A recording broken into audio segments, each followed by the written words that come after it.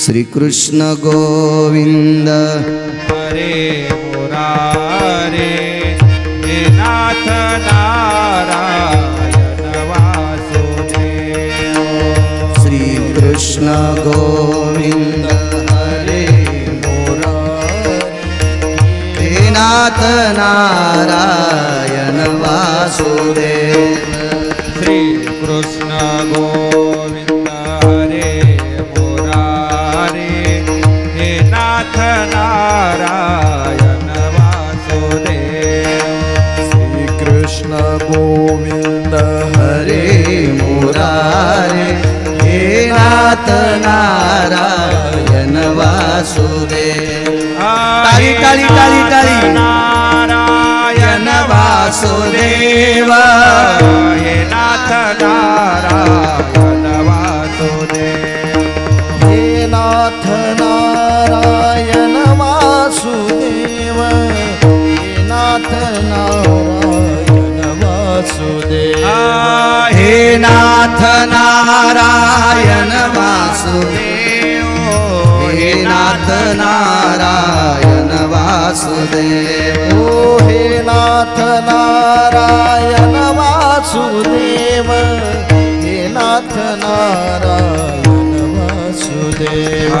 श्री कृष्ण गोविंद हरे मुरारे हे नाथ नारायण वासुदेव। श्री कृष्ण गोविंद टाळी टाळी हरे मुरारे हे नाथ नारायण वासुदेव। राम राम राम सीता राम राम राम राम राम राम सीता राम राम राजा राम राम राम सीता राम राम राम राजा राम राम राम सीता राम राम राम राजा राम राम राम सीता राम राम राम राजा राम राम राम सीता राम राम राम राजा राम राम राम सीता राम राम राम राजा राम राम राम सीता राम राजा राम राम राम सीता राम राम राम राजा राम राम राम सीता राम राम राम राजा राम राम राम सीता राम राम राम राजा राम राम राम सीता राम राम राधे श्याम श्याम श्याम राधे श्याम श्याम श्याम राधे श्याम श्याम श्याम राधे श्याम श्याम श्याम राधे श्याम श्याम श्याम राधे श्याम श्याम श्याम राधे श्याम श्याम श्याम राधे श्याम श्याम। श्री गणेशाय नमः। श्री सरस्वती नमः। श्री सांब सदा शिवाय नमः। अनंत ब्रह्मांड कोटिनायकाय नमः। श्रीमन महाभागवते पुराणे नमः। पाराशराधि नमो नमः। व्यासो नारायणादि नमो नमः। सर्वसुतास्तितं वक्ता यनो निमुक्ता भवारुडो स्थितानां ब्रह्मवेत्तास्थितसम्पन्ने शुकदेवादि नमो नमः। श्रोताभवस्थिते पंचानन स्वरूपाय येन गिरिजापतापते स्थिता स्वरूपेषु राजा परीक्षितादि नमो नमः। कथा प्रसंगाचा तृतीय दिन परम पावन कृष्णमय झालेलं हे वातावरण भक्तीचं अधिष्ठान ज्ञानवैराग्याचं अधिष्ठान असा पुनीत प्रसंग परम पावन तुम्ही श्रोते जनार्दन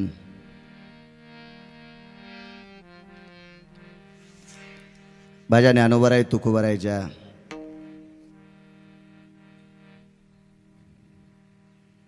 धर्म पताकेमध्ये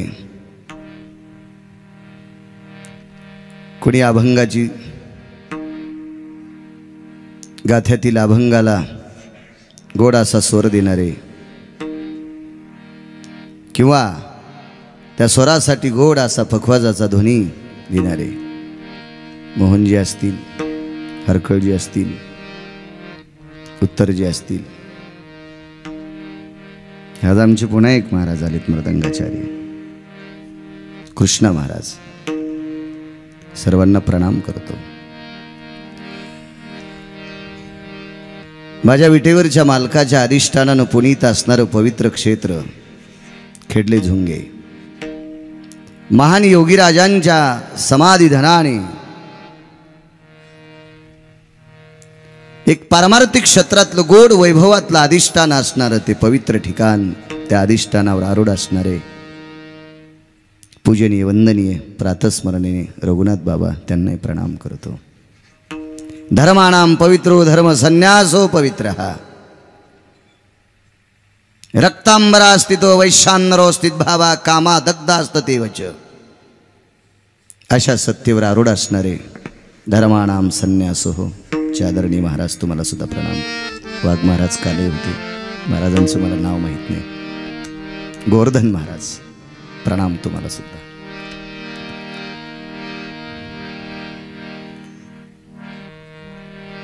आणि आदरणीय माधव महाराजजी सुद्धा आज आलेले आहेत.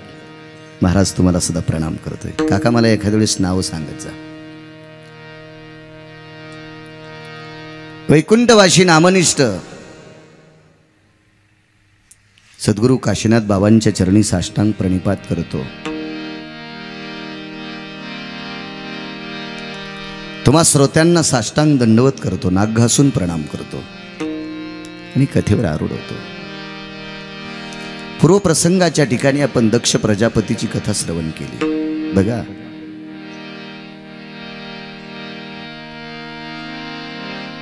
सुखदेव नमूद करतात, राजन, जो एवढा मोठा राजा प्रजापती दक्ष पदवी प्राप्त झाली, पण अहंकाराने बरवटलेला राजा.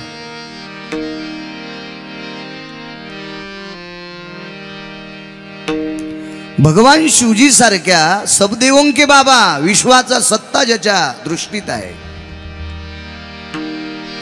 शिवजीला पंचानन म्हणतात. 5 मुख असल्याच्या नंतर पंचानन.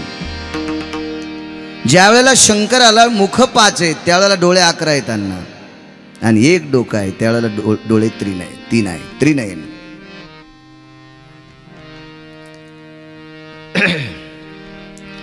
ज्या शिवजींनी डोळे उघडल्याच्या नंतर निसर्गातली प्रत्येक क्रिया चालते नाना, प्रत्येक क्रिया त्यांच्या दृष्टीशिवाय चालतच नाही. ही कुणाच्याही बापाची जहागिरी नाहीये. आणि असा एखादा पठ्ठ्या असेल तर त्यानं माझ्याकडे यावा, मी जीवनभर त्याची बूट पॉलिश करतो. तो कोणाही क्षेत्रातला असू द्या, जीवनभर करतो. नाही त्याची सत्ता, अद्याप नाही, अद्याप नाही, अद्याप नाही. ही सगळी सत्ता त्यांची.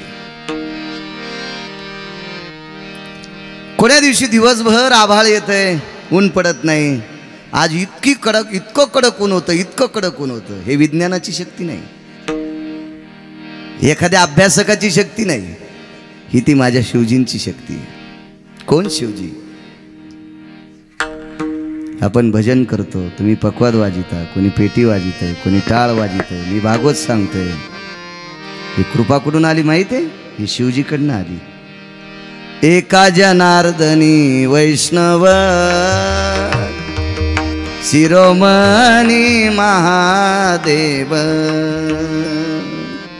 शिरोमणी भगवान शिवशंकर आहेत. मी याच्या अगोदर सुद्धा बोलून गेलो. त्या वारकरी संप्रदायाचे आद्यप्रवर्तक शिवजी आहेत, आणि त्या शिवजीचा अपमान.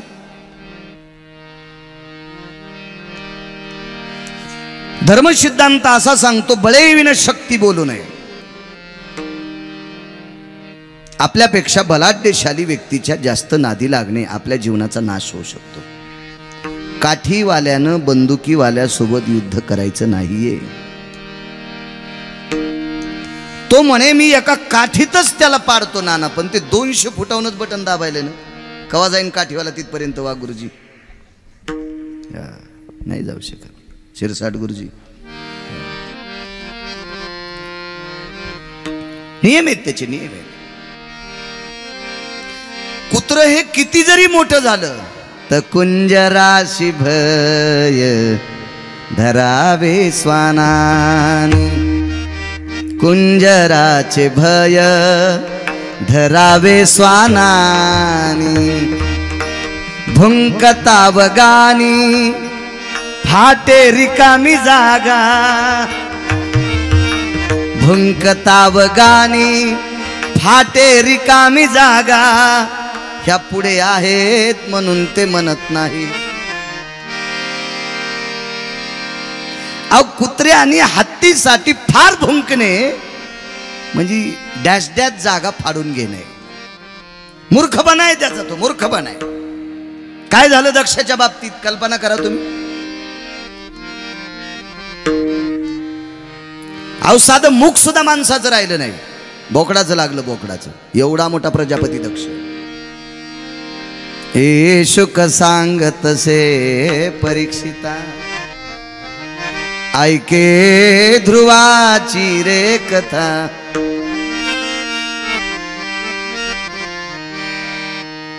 ज्याच्या वाणीवर अत्यंत प्रभुत्व आहे असा ध्रुव नावाचा बाळ, उत्तानपाद नावाच्या राजाचा पुत्र. प्रियव्रत आणि उत्तानपाद नावाची ही दोन बंधू अत्यंत गोड. दोघांच्या वागण्यात, बोलण्यात, चालण्यात फार काही फरक होता, फार मोठा फरक होता. उत्तानपादाच्या जीवनात पत्न्या किती होत्या त्या सांगता येणार नाहीत, पण दोन मला माहिती आहेत, सुरुची आणि सुनीती. बघा राजाचं एकीकडचं टोक बघा कालचं, आणि आज ध्रुवाचा अधिकार बघा. राजाचं वय बघा, ध्रुवाचं वय बघा. या सृष्टीवर चांगलं वागणाऱ्याचं वय बघत नसतात.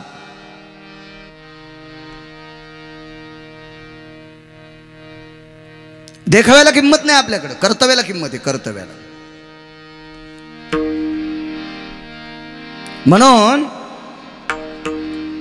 हा उत्तानपाद नावाचा राजा एके दिवशी सिंहासनावर बसलेले. सर्वांना कथाभाग ज्ञात आहे, मी पोसटशी सांगून जाईन, पुढे सरकेल.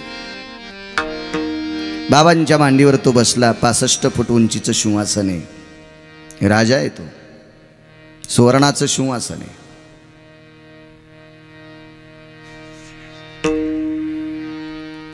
आणि बाबांच्या मांडीवर बसला तेवढ्यात एक स्त्री आली आणि तिनं ध्रुवाला खाली ढकलून दिलं.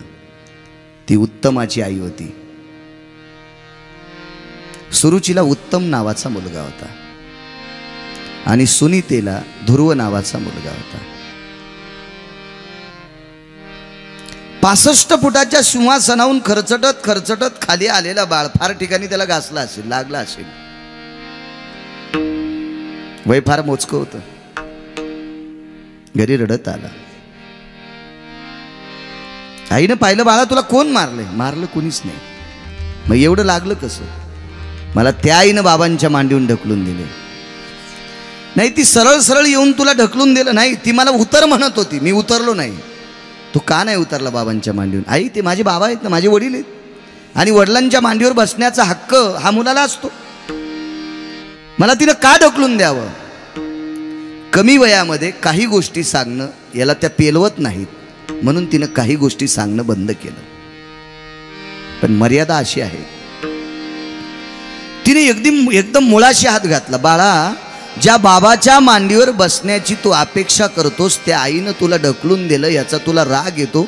पण लक्षात ठेव, त्या आईनं जरी तुला ढकलून दिलं नसतं तर एके दिवशी बाबाची मांडी तुला आपणमत्याच भेटणार नाही सानपजी. हा निसर्गाचा नियम. माझ्या बाबाची मांडी कोण बघणं करील?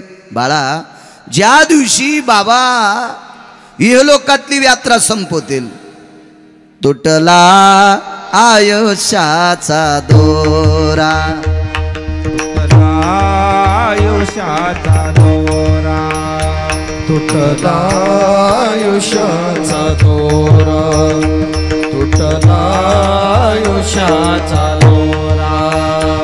येर वावुगा पसारा, हेरा वावुगा पसारा टाकुनी पळती रांडा पोरे टाकुनी पळती रांडा पोरे टाकुनी पळती रांडा पोरे हेरा वावुगा पसारा हेरा वावुगा पसारा टाकुनी पळती रांडा पोरे टाकुनी पळती रांडा पोरे टाकुनी पळती रांडा पोरे.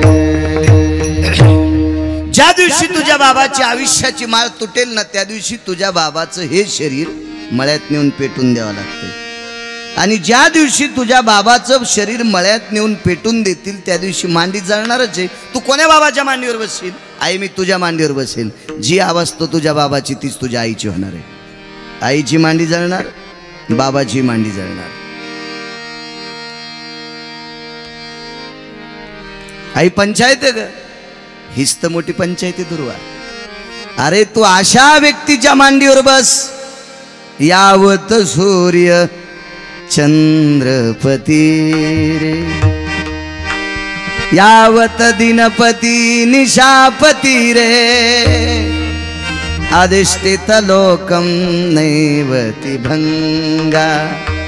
जोपर्यंत चंद्र सूर्य तोपर्यंत ती मांडी भांगणारच नाही. अशा मांडीवर बसतो कोण? तो जगाचा मालक. त्याची आराधना केली, त्याचं चिंतन केलं. मधु नावाच्या अरण्यात हा चिमुकला बालक तपश्चर्या करण्याकरता निघून गेला. साधना लागते. आतापर्यंत या विश्वात कोण्याही व्यक्तीला कुठलीही गोष्ट फुकट भेटलेली नाही. याचं भान ठेवलं पाहिजे. भान ठेवलं पाहिजे. एक सहज उदाहरण म्हणून सांगतो नाना. 25 वर्षापूर्वी नाना काय होते ना आज काय होते, पण कशानं झालेत याचा विचार करत नाहीत लोक.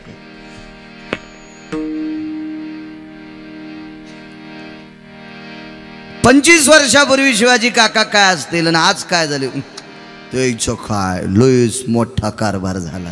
तसा कसा झाला? वरून बुंगळा लागला का? कसा पाईप आला का वरून पैशाचा? नाही होऊ शकत कुणाला. त्याच्यासाठी क्रिया लागती, साधना लागती, त्या त्या क्षेत्रातले प्रयत्न लागतात विठ्ठलांना. माणूस तसा मोठा होऊ शकत नाही. लाभ नाही फुकासाठी केल्या विना जीवाची वावा केल्या विना जीवाची केल्या विना जीवाची. लाभ नाही फुकासाठी केल्या विना जीवाची हो केल्या विना जीवाची केल्या विना जीवाची. लाभ नाही फुकासाठी केल्या विन जीवाती. सायास लागते, प्रयत्न लागते. आज पेरल्याच्या नंतर जर ज्वारीचे कंस काढायला गेला तर कंस सापडतील का त्याला? अण्णा कधी सापडतील? त्याला सारं तणच सापडेल.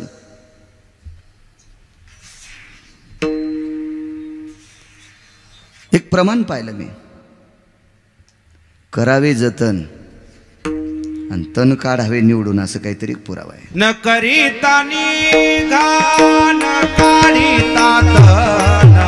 क्या बात आहे. न करीता निघा न काढिता तन. कैसे येते कण हाताशी येते कैसे येते कण हाताशी येते. न करीता निघा न काढिता तण न करीता निघा न काढिता तण कैसे येते कण हाताशी येते कैसे येते कण हाताशी येते. न करिता निगा न काढिता तण कैसे येती कण हाताशी ते. कण म्हणजे ज्वारी, कण म्हणजे गहू, कण म्हणजे बाजरी. फुगड येते का ते कोणाला? त्यासाठी बेजार व्हावं लागेल. ध्रुव हा बेजार झालाय. आणि माझ्या या पवित्र देशात काही असा एक वर्ग आहे, तो वर्ग मागचा इतिहास बघतच नाही, ते पुढचंच गिरवीत राहते, पुढचंच गिरवतं, ते मागचं बघतच नाही. काय त्या माणसाला मोठी गाडी आहे, काय त्या माणसाला मोठा बंगला आहे, काय त्या माणसाची मोठी फॅक्टरी आहे,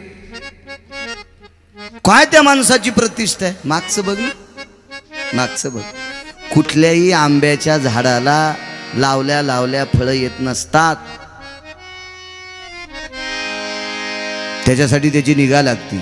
हे प्रत्येक क्षेत्रात लक्षात घ्यायचं. आध्यात्मिक क्षेत्रात एखादा माणूस उंच जात असेल, त्याच्या अभ्यासाची पराकाष्ठा असते, फुकट जात नसते कोणी.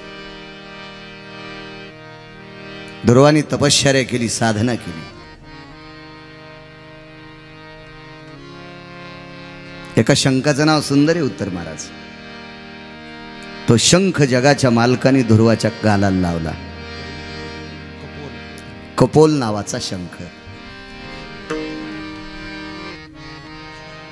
शंखाचे फार नाव आहेत. धेने देवदत्ता स्फुरिला, देवदत्त नावाचा शंख.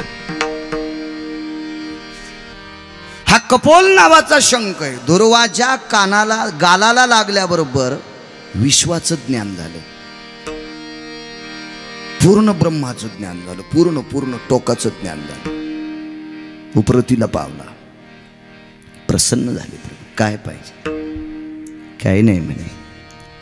बाबाच्या मांडीहून मला आईनं खाली ढकलून दिलं. राजाचं जीवन पत्नीच्या अधीन गेलं. बायकांचं ऐकू नका असं मी म्हणणार नाही. काही लोक बायकांचं न ऐकल्यामुळंच मातीत गेलेत. एक नंबरला रावण बायकोचं न ऐकल्यामुळं मातीत गेला. आणि बायकोचं ऐकल्यामुळे या पवित्र देशात एक असा साधू मोठा झाला, त्या साधूनं लिहिलेलं चरित्र भारतभर वाचिल्या जाते. त्या व्यक्तीचं नाव आहे तुळशीदास.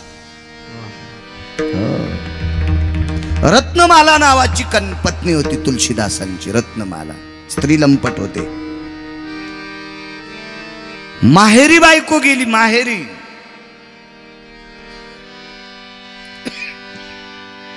धो पाऊस पडत होता. नदी तुडुंब भरली. कसं जायचं पलीकड? एवढं पात्र आपल्याला पोहता येतं का? पण काही राज्यात मेलेल्या प्रेतांना न जाळता न पुरता गंगेत सोडतात. त्या प्रेतावर बसूनच तुळशीदास तिकडे गेले.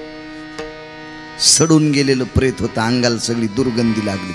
पण बायकोची भेट घ्यायची म्हणून वास कळच न, दुर्गंधी लक्षातच नाही आली. वाडा मोठा होता सासऱ्याचा. धो पाऊस पडतोय, आवाज जात नाही. पाठीमागच्या खिडकीतून दोर लोंबल्यासारखं वाटलं. तो दोर नव्हता, तो साप होता. सापाला लोंबकळूनच वरी गेले. दिव्याच्या प्रकाशात बायकोने विचारलं, कसं आलं? तर अंगाला मांस लागले. ते कुजून गेलेल्या माणसाच्या मड्याचं मांस होतं, प्रेताचं मांस होतं. हे अगं, मी प्रेतावरच बसून आलो, मला कळलंच नाही. मला वाटलं मी लाकडाच्या ओढख्यावरच बसलो का. आणि तुम्हाला दोर सोडलास ना? कुठे दोर? ह्या खिडकीतनं पाहिलं तर काळा ठिक्कर भुजंग होता. अरे बाप मालक, ह्या कातड्याच्या बायकोवर तुम्ही इतकं प्रेम करता? तुम्ही प्रेतावर बसून आलात? मृत्यूला मुठीत धरून तुम्ही सापाला लोंबकाळून वरी आलात? इतकं प्रेम जर तुम्ही पंढरपूरच्या मालकावर केलं तर काय कृपा होईल? त्याच दिवशी बायकोचं ऐकलं राजीनामा. आज जगप्रसिद्ध तुळशीदास म्हणून बघा, बायकोचं ऐकलं. बरेच लोक बायकायचं ऐकल्यावर मातीत गेले. यांचे नाव नाही सांगत, मात्र नको, कशाला उग आमच्या कष्टाला इस्तू लागल.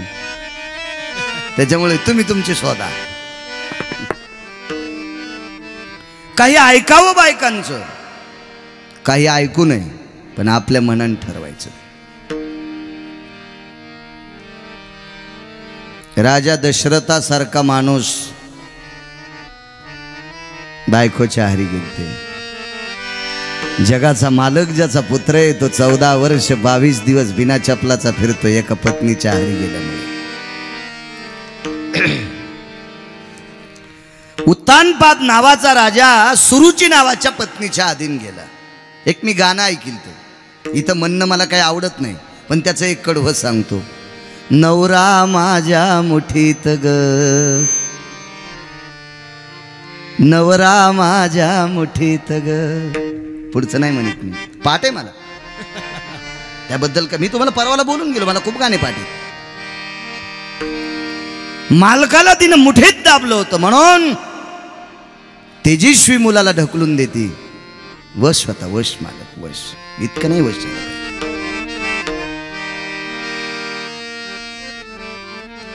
महाराजांनी सांगितलं त्याचं जिनं गाढ व्हायचंय.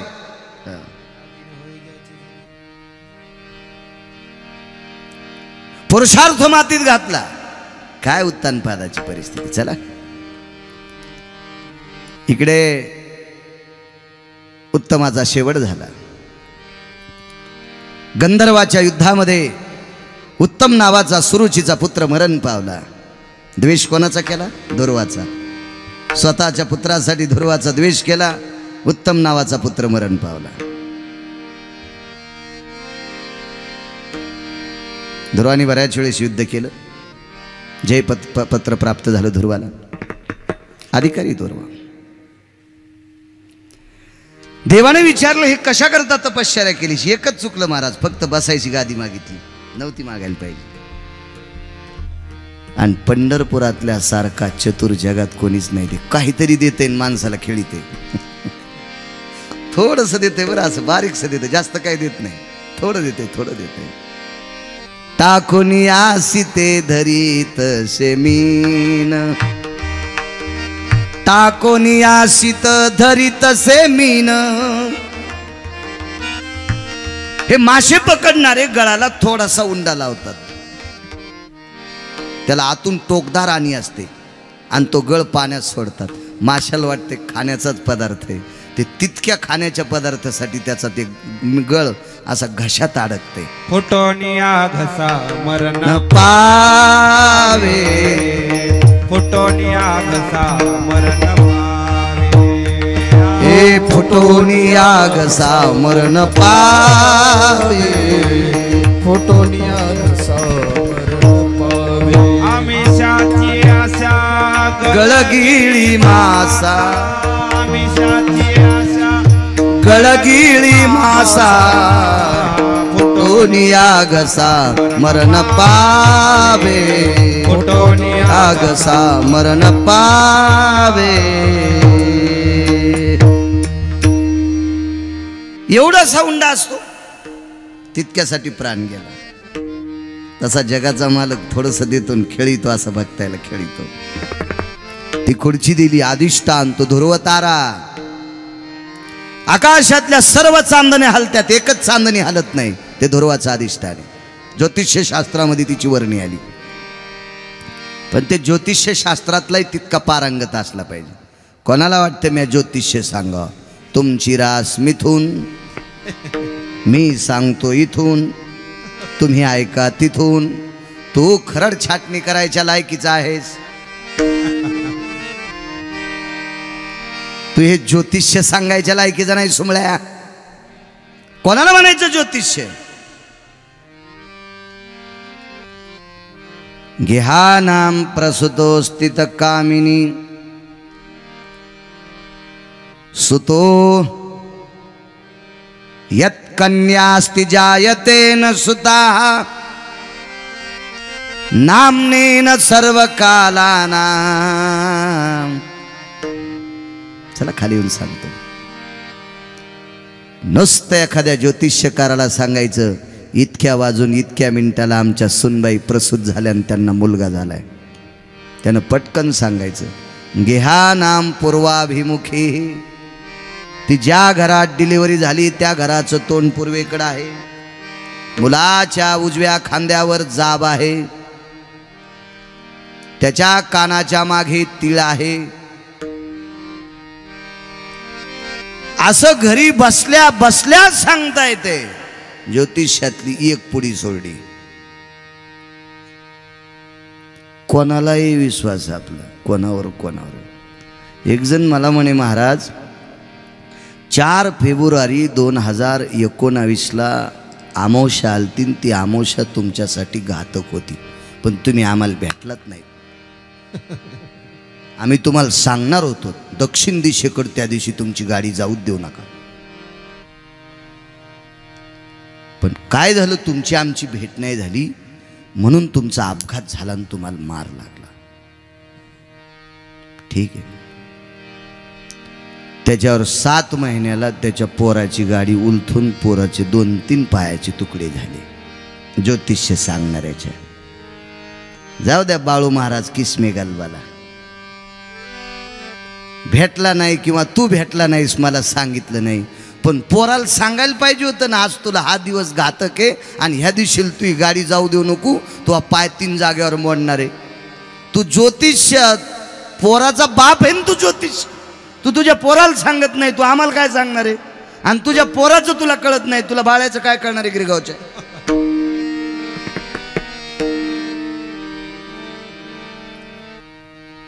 नाना माफी मागून बोलतो. एक तर टोकाला गेलेली श्रीमंत नालायकाला हात दाखिते आणि एक मध्यमवर्गीय ज्याला बरं चाललंय का ते एक हात दाखिते.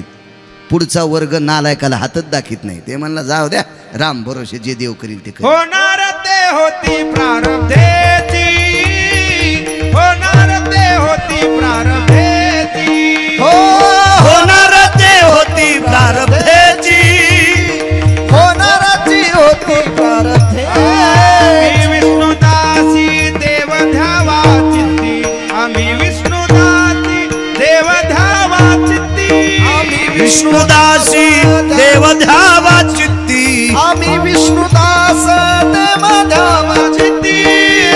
होणार ते होते प्रारब्धेची, होणार ते होते प्रारब्धेची, हे होणाराची होती प्रारब्धेची, होणाराची होती प्रारब्धे.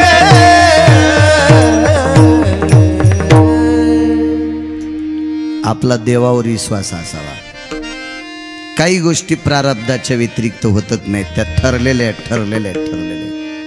एक जण मला परवा म्हणला, काय हो महाराज, कोरोनातले चांगली माणसंच गेली. मग जिवंत आहेत ते मूर्ख आहेत का मालपाणीचे? कसं म्हणता येईल ना? चांगली गेली नाही विठ्ठलांना. पंढरपुरातल्या मालकाची ज्यांच्यावरची कृपा संपली ती गेली.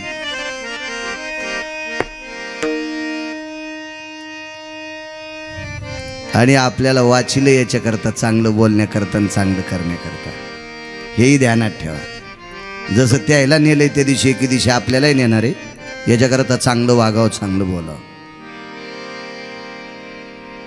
माणसाने कर्तव्याला दिशा दिली पाहिजे. प्रारब्ध घडवत राहतो जगाचा मालक. ध्रुवाला अधिष्ठान प्राप्त झालं. कमी वयात साधना केली, तपश्चर्या केली, ब्रह्मांडाच्या मालकाला प्राप्त केलं आणि ते अधिष्ठान प्राप्त झालं. त्या चांदणीची एक ज्योतिष्य शास्त्रात कीळ आलेली आहे. तुम्ही माना न माना, मी वाचलं याच्याकरता सांगतो. राजा रावण आणि त्याची आई समुद्राच्या तीरावर बसलेले आहेत. बसा.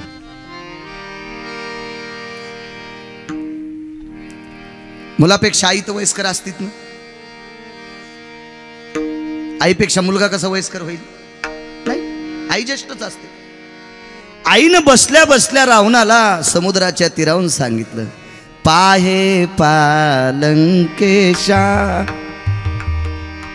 हे राजन बघ बघ बघ लंकेशा, तो गा स्तब्ध दिशे तारा, पाहता लुक लुकता बिजवरा, परी एक स्तब्ध नेचरा दिसत शेव. सर्व चांदणे हलतेत गोवर्धन बाबा. एकच चांदणी स्थिर आहे, ती ध्रुवाची चांदणी. रावणाला दिसत नव्हती. आपल्या भारतीय संस्कृतीतले काही गोड असे तोडगे आहेत. आई रडू लागली.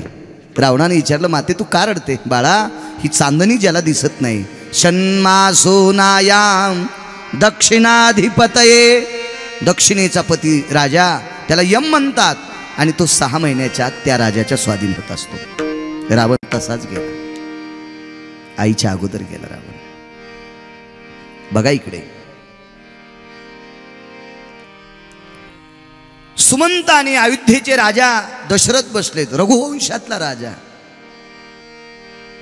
रघुकुल रीत सदा चली आये, प्राण जाय परिवचन न जाई. रघुकुल रीत सदा चली आई. माझे महर्षी तुळशीदास सांगतात, या सूर्यवंशातले लोक जीव गेला तरी हरकत नाही, खोटं बोलत नव्हते. असा राजा अजपालो याम रघुयती वंशानाम दशरथो नाये तीन नामने. दशरथ राजाचे प्रधान बसले आणि प्रधानजीने सांगितले, पाहत से सुमंतू.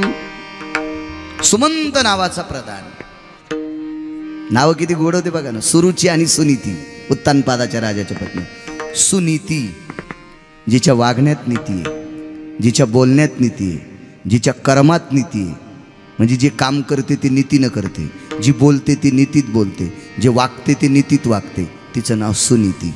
रुची, रुची या शब्दाचा अर्थ चव. खाद्याम रसनाम भयो रुची, हा इति नाम सुरुची.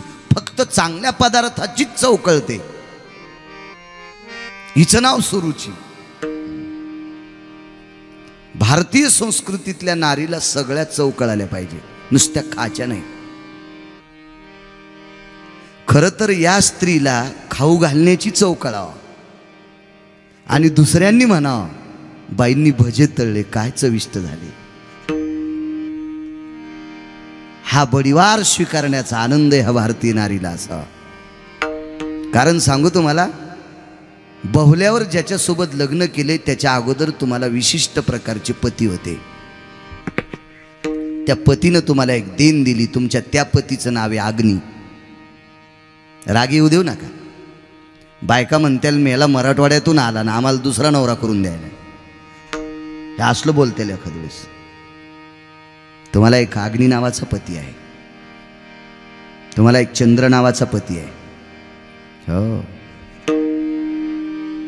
तुम्हाला गंधर्व नावाचा पती आहे. गजाल एवढेच सांगतो, जास्त नको.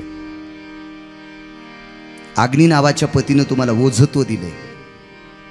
जगातला कुठलाही पुरुष बायकांसारख्या स्वयंपाकाच्या तादात्म्यात वस्तुस्थितीत राहू शकत नाही.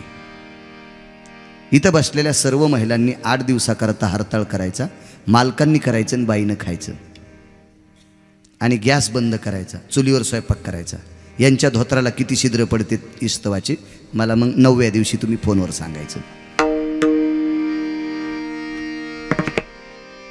नाही करू शकत, कारण आपल्याकडे ओझत्व नाही अग्नीचं, ते यांना दिलंय. अग्नीने ओझत्व दिलंय स्त्रीला. गंधर्वांनी स्वर दिलाय, स्वर दिलाय स्त्रीला.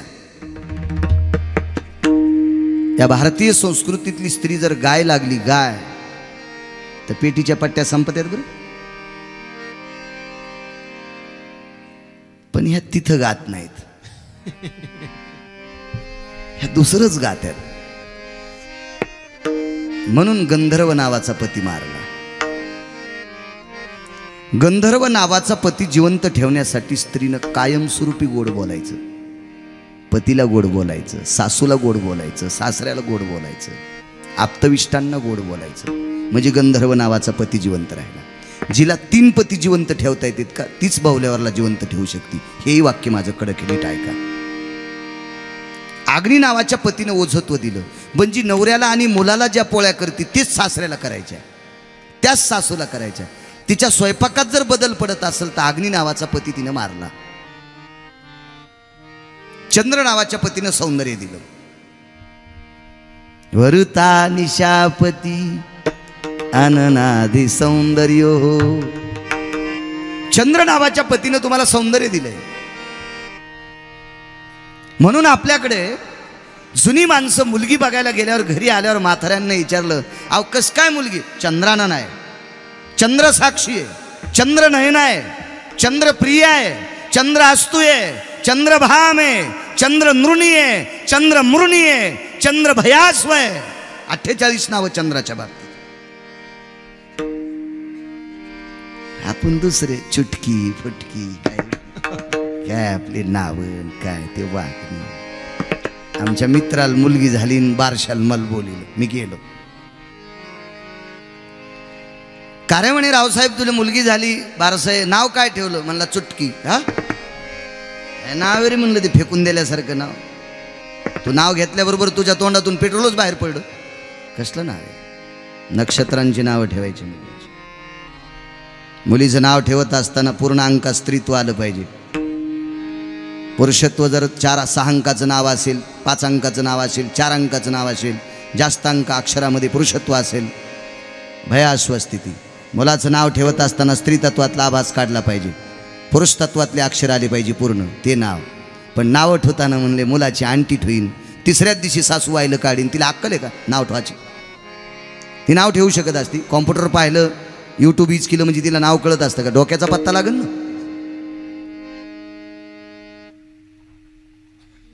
असो त्या सुरुची आणि सुनीती. चला सुमंत नाव आहे प्रधानाचं. इथपर्यंत आलतो मी. पाहतसे सुमंत प्रधान. सूर्यवंशाच्या राजाला सांगितलं राजन पहा तो तारा किती स्तब्ध आहे. राजाला दिसत नव्हता. सुमंत थोडे खिन्न झाले. राजा दशरथाने प्रश्न केला प्रधानजी आपण खिन्न का? तुमच्या मुलाचं प्रधानत्व निभवायची ताकद माझ्यात आहे. असा योग आहे. मला असं वाटते तुमच्या मुलाचा प्रधान मीच होण्याची परिस्थिती आहे. अरे माझ्यानंतर रामाचा तुम्ही प्रधान होणार? हो म्हणे.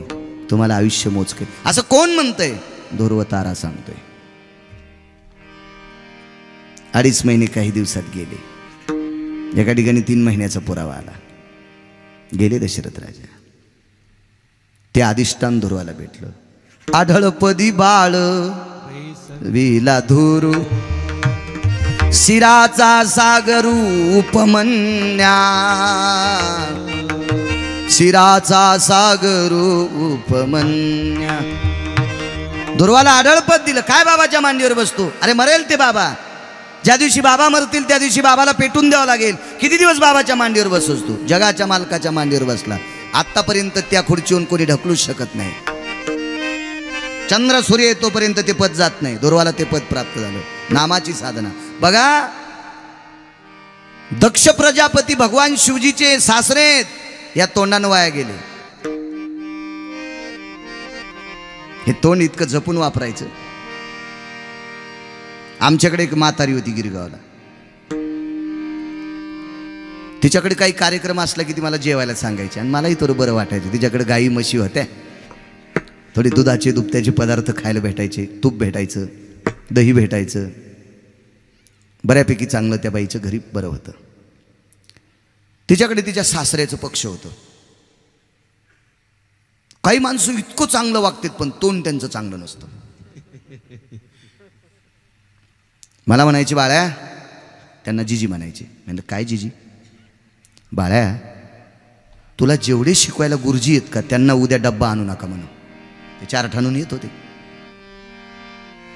मी म्हणलं गुरुजी आमच्याकडे एक जिजी येतात आणि त्या जिजीकडे त्यांच्या सासऱ्यांचं पक्ष आहे. पक्ष म्हणजे पित्र. आणि उद्या तुम्हाला आमंत्रण आहे.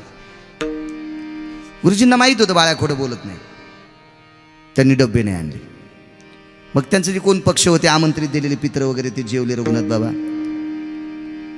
मी घरी गेलो. म्हणलं जिजी हा बोलव तुझ्या गुरुजींना. 1 वाजला शाळा सुटली.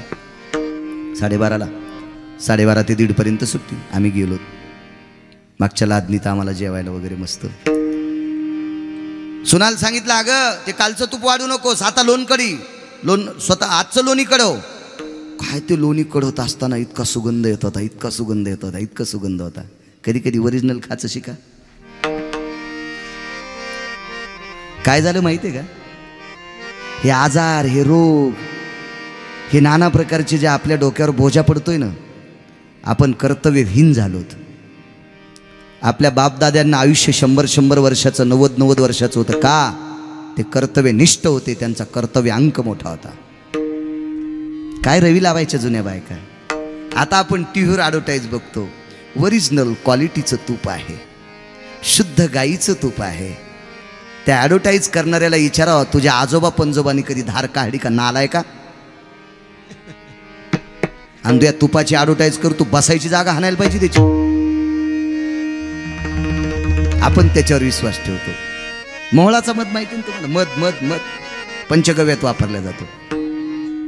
बरीच लोक सांगतात सकाळी गरम पाणी, लिंबू आणि मध घ्या चमच्याभर, हे पोटाचा नगारा कमी होत असतं असं मला सांगत असते. मी कधी घेत असतो. ॲडव्हर्टाईज पाहिजे. उत्तम प्रकृतीचा मध आहे,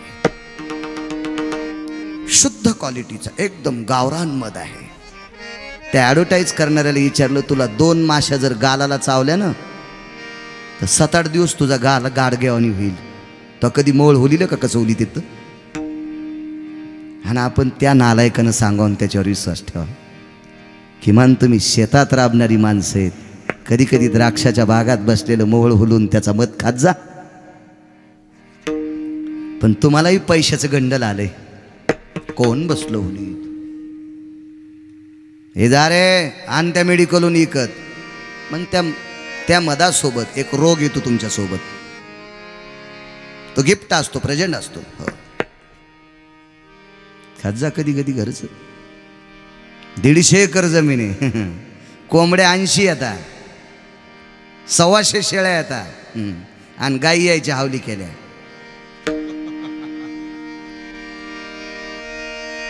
हो, 80 कोंबड्या. सकाळीच बाजरी फेकितो, पापा पापा तिती तिती, पापा पापा तिती तिती, पापा पापा तिती तिती. शेपुड्या 100-125 येतात, गाई नाही. महाराज दूध घेता का? उंदरावानी पिशवी धरून आणली. अरे म्हणलं मी बोक्या नाही, हे दूध पेत नाही, याच्यापेक्षा रोगर पेलेलं चांगलं.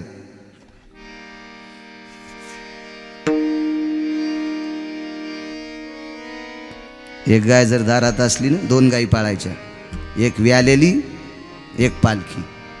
ही आटली की ती जनती. त्या गाईचं शेण काढताना जर हाताला शेण लागलं तर 9 प्रकारचे आजार होत नाहीत. शेण लागल्यावर 9 प्रकारचे आजार. कोण शेण काढित होतं माहिती आहे?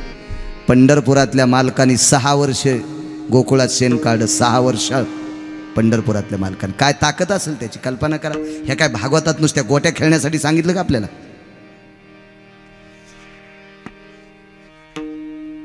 बघाशी आपलं बोलणं झालं मालपाणीजी.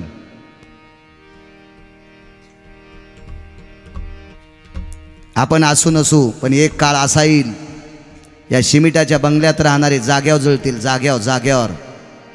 आणि जंगलात राहणारी रानटी माणसं वाचतील, इतका उष्माघात होईल. आज आपल्याला बरं वाटतंय झाडं तोडणे, गायी फुकणे. गायी फक्त कीर्तनकार बोलण्यापुरताच ठेवायला. त्याच कीर्तनकाराला अधिकार आहे जो गाय पाळतो. त्यानंच लोकांना सांगायचं गाय पाळावं. त्याला विचारलं तुला जमीन किती आहे? 35 एकर. गाय एक नाही, थुत्रीतच हाणायची. तुला 35 एकर जमीन असताना तुझ्याकडे गाय नाही, तू लोकांना सांगतोय गाय पाळायचं. नालाय का? तुझी योग्यता आहे का बोलायचं? बोले तैसा चाले त्याची वंदावे पाऊले, बोले तैसा चाले त्याची वंदावे पाऊले. ए सांगे परी वागे त्यासी थोर मानावे, सांगे परी वागे त्यासी थोर मानावे, सांगे परी न वागे त्यासी चोर मानावे. सांगून वागतो त्याला थोर मानायचं, आणि सांगितल्यासारखं वागत नाही त्याला चोट्ट म्हणायचं. माय बापाची सेवा करा त्याच कीर्तनकारानं, त्याच भागवतकारानं सांगायचं. त्यानं स्वतः मायबाप सांभाळावं. नाही माझं माझ्या आईचं जमतंय, पण बायकोचं आणि आईचं जमत नाही म्हणून मी आईला बोलत नाही. भागवत ग्रंथानंच तुला हाणाव.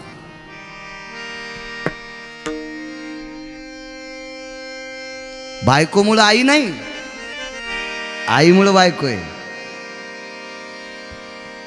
हो, बायकोमुळं आई नाही, आईमुळं बायको आहे. नेमकं वर्म चुकतात. आपण सांगायला बरं वाटतं, गोड वाटतंय. आई वडील कीर्तनात प्रवचनात सांगून रडवणं वेगळं, स्वतः त्यांचा सांभाळ करणं हा मोठा तत्वनिष्ठ क्रिया आहे. बोलायला तर तमाशातली माणसं सुद्धा वाईट बोलत नाहीत. मी काही तमाशा पाहिला नाही, पण तमाशा पाहणाऱ्यांच्या व्यथा पाहिल्या 150 एकरवाल्यांना गुंठा नाही राहिला. म्हणजे ते गोड बोलत होते म्हणूनच इतक्या जमिनी इकल्या ना. नाही तसं आमची लोक नुसती गोड बोलतात. वागतंय कोण? ज्ञानोबाराय सांगतात, तुकोबाराय सांगतात, नाथबाबा सांगतात, निवृत्ती दादा सांगतात. अरे हे सांगत गेले, वागायचं कोणी सोमळ्या? वागतात कोण ते सांग. ते सांगत गेली. वागणं महत्वाचा विषय ना.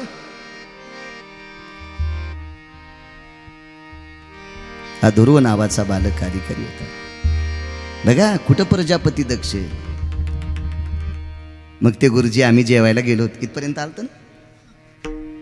मागच्या लादणीत आम्हाला जेवायला वाढलं. त्या जिजीनं सुनाला सांगितलं, अगं लोणकड्याचं तूप कडव बरं.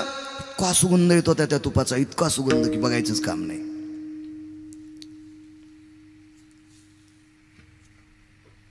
आणि वरणावर 2-2, 3-3 चमचे. ते पितराचं वरण फार छान असते, मस्त. त्याला फोडणी वगैरे काहीच नसती, नुसतं तुरीचं वरण असते ते अगदी. त्या वरणावर तूप गरम गरम, त्या पितराच्या पांढऱ्या पोळ्या चपात्या, ती उडदाची वडी, मुगाची वडी, 2-4 प्रकारच्या चटण्या, ते मेथकूट, ते पंचामृत, ते काय अगदी 14 पदार्थ असते पितराला. ते गावरान तूप आणि वरणात आमच्या गुरुजींनी मी आपलं चुरूचुरू पोळ्या खाल्ल्या. बाहेर निघल्यावर गुरुजींना त्या आमच्या जिजी म्हणल्या, गुरुजी बरा झालता का स्वयंपाक? फारच छान. काकू असलं तूप काय काय तुमच्या घरचं तूप आहे. जिजी म्हणल्या, तुमच्या बाप जन्मी केव्हा भेटलं होतं का? गुरुजी मोठ्या दरवाजाच्या बाहेर गेले कीच उलटले. बापरे. तशी माणसं, काही माणसं काम करायला चांगली पण तोंड खराब. दक्ष राजा हा वागायला गोड होता म्हणून प्रजापती दक्षपदी प्राप्त झाली, पण थोत्तर खराब असल्यामुळे बोकडाचं तोंड लागलं. वाणी गोड पाहिजे. साच आवनी मवाळ मी तुले आणि रसाळ, शब्द जैसे कल्लोळ अमृताचे. साच कधी कधी भ्यायचं नाही बरं. उपदेश करत असताना भ्यायचंच नाही. पुढच्याला राग आला तरी हरकत नाही, पण उपदेश हा कडक केला पाहिजे. माणसाने शासनाने कडक केलं पाहिजे. योग असा आला. उपमन्यासारख्या महान बालकाला अधिकार प्राप्त झाला. तसा आपला ध्रुवाला असाच एक उपमन्य नावाचा बालक, एका सामान्य कुळात जन्माला आलेलं बालक. सामान्य कुळात, सामान्य. गुरुकुल आश्रम पद्धत होती. त्या गुरुकुल पद्धती शिक्षणाची, एका झाडाच्या बुडाला एक महाराज बसायचे, गुरुजी बसायचे, त्यांच्या पुढे विद्यार्थी बसायचे आणि त्यांनी ते शिकवायचं. ती काळ होता, तो काळ होता, ती पद्धत. उपमन्याला काही मित्र संगती झाली. एके दिवशी एका मित्राकडे पक्षाचा कार्यक्रम होता, असाच पित्राचा. उपमन्या, माझ्या आजोबांचं श्राद्ध आहे, ये तू माझ्याकडे जेवायला. उपमन्या गेला. त्या दिवशी त्यानं खरी खीर खाण्यात आली. लाल उंद तापलेलं शुद्ध गाईचं दूध, त्याच्यात डोक्याच्या केसायासारख्या अशा शेवाया टाकलेल्या, बारीक जाणकार बाईने केलेल्या. शेवाया सगळ्या बायकांना येत नसतात. काही काही बायकांच्या शेवाया डोक्याच्या केसासारख्या अशा बारीक असतात आणि काही काही बायकांच्या शेवाया स्टँडसारख्याच असतात. त्या शेवाया नसतो, तो शेवाळा असतो, ते धरूनच खायचं. कोण बाई सुगरणी मला बघितल्या कळती, पण मी काय त्याचा ठेका थोडा घेतलाय तुमचे नाव काढायला. काय गरज आहे मला त्याच्या? त्याच्यासाठी अन्नपूर्णेची कृपा लागते. सगळ्या बायकांना स्वयंपाक येत नाही, येतच नाही, हे मान्यच करावं लागेल. असं जर असतं तर सुगरणी आणि उदार आहे. सगळ्या सुगरण नसतात, सगळ्या ह्या उदार तत्वावर नसतात.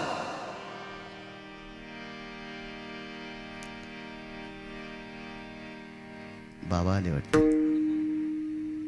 राजा राम राम राम सीताराम राम राम, राजा राम राम राम सीताराम राम राम, राजा राम राम राम सीताराम राम राम, राजा राम राम राम सीताराम राम, राजा राम राम राम सीताराम राम राम नाही वर येऊ द्या दर्शनानंतर घ्या राजा राम राम राम सीताराम राम राम राजा राम राम राम सीताराम राम राजा राम राम राम सीताराम राम राजा राम राम राम सीताराम राम राजा राम राम राम सीताराम राम राजा राम राम राम सीताराम राम राजा राम राम राम सीताराम राम राजा राम राम राम सीताराम राम राजा राम राम राम सीताराम राम राजा राम राम राम सीताराम राम गोपाल कृष्ण भगवान की जय। गुरुवर्य आदरणीय वंदनीय पूजनीय वयोवृद्ध तपोवृद्ध नामधारक नामनिष्ठ माझ्या ज्ञानोबराय तुकोबरायच्या नामाचा जयघोष करणारी महान एक रत्न या परिसराचं एक दिव्य तेजस्वी रत्न गुरुवर्य पूजनीय जेऊरकर बाबा तुकाराम बाबा आले त्यांच्या चरणी साष्टांग प्रणिपात।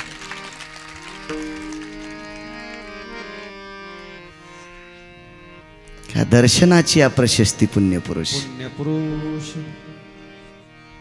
नशिबाने गिरगावकर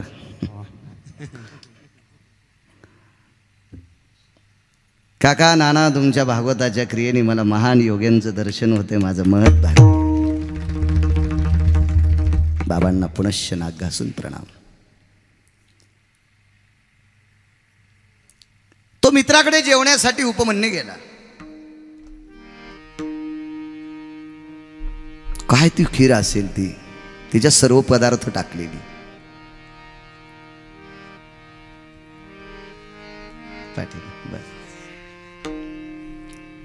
आणि ती खीर सेवन केल्याच्या नंतर घरी येऊन आईला सांगितलं आई ग काका नको नको म्हणते राहू द्या आग्रह करू नका। आई ग माझ्या मित्राकडे इतकी सुंदर खीर होती इतकी चविष्ट इतकी रुचकर। सुंदर हा शब्द चुकीचा आहे पदार्थाला चविष्ट म्हणायचं रुचकर म्हणायचं जातो कधी कधी ओघात शब्द। एवढी रुचकर खीर होती। आईने सांगितलं तुला परवाला करते। त्या आईनं काय केलं माहिती का तांदूळ भाजली त्या तांदळाची पेस्ट केली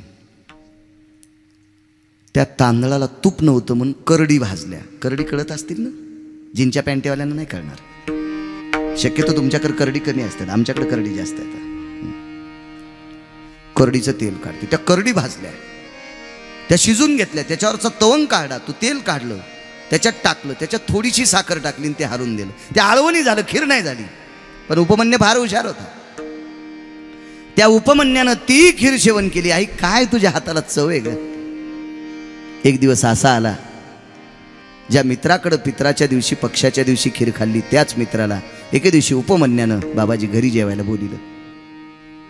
पण तो श्रीमंताचं लेकरू होती तळेल्यावरिल्या एकची पकवाने ती श्रीमंताच्या घरची खीर होती ना याच्यात काजू असतील बदाम असतील चारोळी असेल केशर असेल हे सर्व काही टाकलेलं होतं। इथं पहिला मुद्दा दुधाचाच पत्ता नाही कसली खीर करायची अण्णा। आईनं ती खीर केली द्रोणेत भरून ठेवली। आता त्याच्याकडे सोन्याची पात्र होती जेवायला चांदीची पात्र होती तो श्रीमंत होता। पण इकडे पळसाच्या पलाशम पत्राम द्रोणा अस्तितु पळसाच्या पानाचे द्रोणे होते त्याच्यात ती खीर ठेवली ती झाकून ठेवली। आश्रम सुटला आला मुलगा आला मुलाचा मित्र आला उपमन्यानं त्या खिरीचा द्रोणा असा पकडला आणि तोंडाला लावला जेऊरकर बाबा पूर्ण खीर घट घट घट घट पिऊन टाकली। पण मित्र श्रीमंताचा आता एकच घोट घेतल्याबरोबर खिरीचा द्रोणही फेकून दिला आणि ती खीर थुंकून टाकली। असली खीर असते काय घाणेरडा पदार्थ आहे। उपमन्याचे डोळे भरून आले आई ग एक आज पाप घडलं माझ्याच्यानं। कुठलं पाप आई तुझा अपमान करणारा मुलगा मी घरी आणला। काय विवेक असेल हो त्या मुलावर काय नाविन्य असेल त्या बाळाकडे वय कुठलंही असू द्या ज्या त्या वयामध्ये आचारसंहितेचा टप्पा पाळायचा माणसाचं जीवनाचं सोनं होऊन जात असते. आई, आत्तापर्यंत तू जो जो पदार्थ केलास त्या कुठल्याही पदार्थाला मी नाव ठेवलेलं नाही. आणि एक लक्षात ठेवा, आपल्याला जो पदार्थ आवडत नाही तो ताटातला अलगत उचलून काढणे हा शास्त्र धर्म आहे. हे असला शिरा मी खात नाही, असली खीर मी खात नाही. तुला शुगर असन म्हणून खात नसशील, पण त्या शिऱ्याला, त्या खिरीला, त्या उपम्याला नाव ठेवू नको. पदार्थाला नाव ठेवून खाणाऱ्या व्यक्तीवर अश्विनी कुमारांची अवकृपा होत असते. आणि अश्विनी कुमारांची अवकृपा झाली की 167 आजारापैकी 13 रोग त्याला आपण मग त्या घरी येत असतात. म्हणून कुठल्याही पदार्थाला नाव ठेवायचं नाही. आवडत नाही ना आपल्याला, तो पदार्थ अलगत उचलायचा आणि बाजूला ठेवायचा.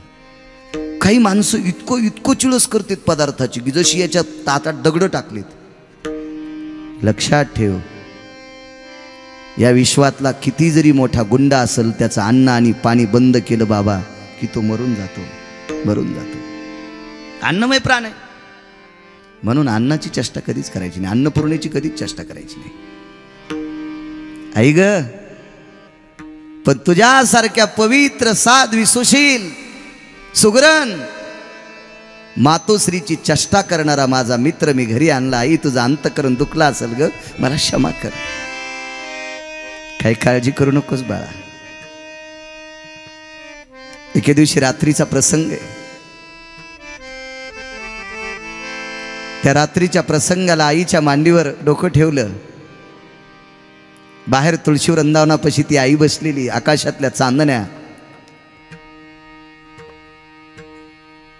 त्या आकाश मंडलाचं वैभव जागरूक करत होत्या, लुकलुकत होत्या. चंद्राचा साजूकसा प्रकाश होता. सुंदरसं तुळशी वृंदावन होतं. आपल्याकडे तुळशी असावी बरं. मी मोठ्या मोठ्या घरांच्या घरभरणीची कीर्तनं केली. 2.5, 3 कोटीची घरं पाहिली. रावणाला ओव्हरटेक केलेली घरं पाहिली. बुटाडं ठेवण्यासाठी 2.5 लाखाच्या बरमाटी सागाच्या अलमाऱ्या पाहिल्या. पण त्या घरी मी तुळशी वृंदावन पाहिलं नाही. आमच्या इंजिनियरनं, आर्किटेक्टनं तुळशी वृंदावन दिलंच नाही. पाकिस्तानी होता का तुझा आर्किटेक्ट? 2.5 कोटीचं घर बांधलंस. 3-3.5 लाखाची बरमाटी सागाची अलमारी आहे बुटाडं ठेवायला घरात प्रवेश करत असताना, आणि तुळशी वृंदावन नाही. कालच्या कोरोनाच्या काळात तुळशीचं महत्त्व कळालं. शेळ्यानं तुळशी वरबडावा अशा तुळशीचे पानं तोडू लागले आणि त्याचे कडे पिऊ लागले. मरणाच्या भीतीनं तुळस लक्षात आली तुमच्या. मागचे बुजुर्ग काय त्यांच्या गोळ्या संपलत्या? त्यांनी तुळस लावण्यासाठी आपल्याला सांगितले.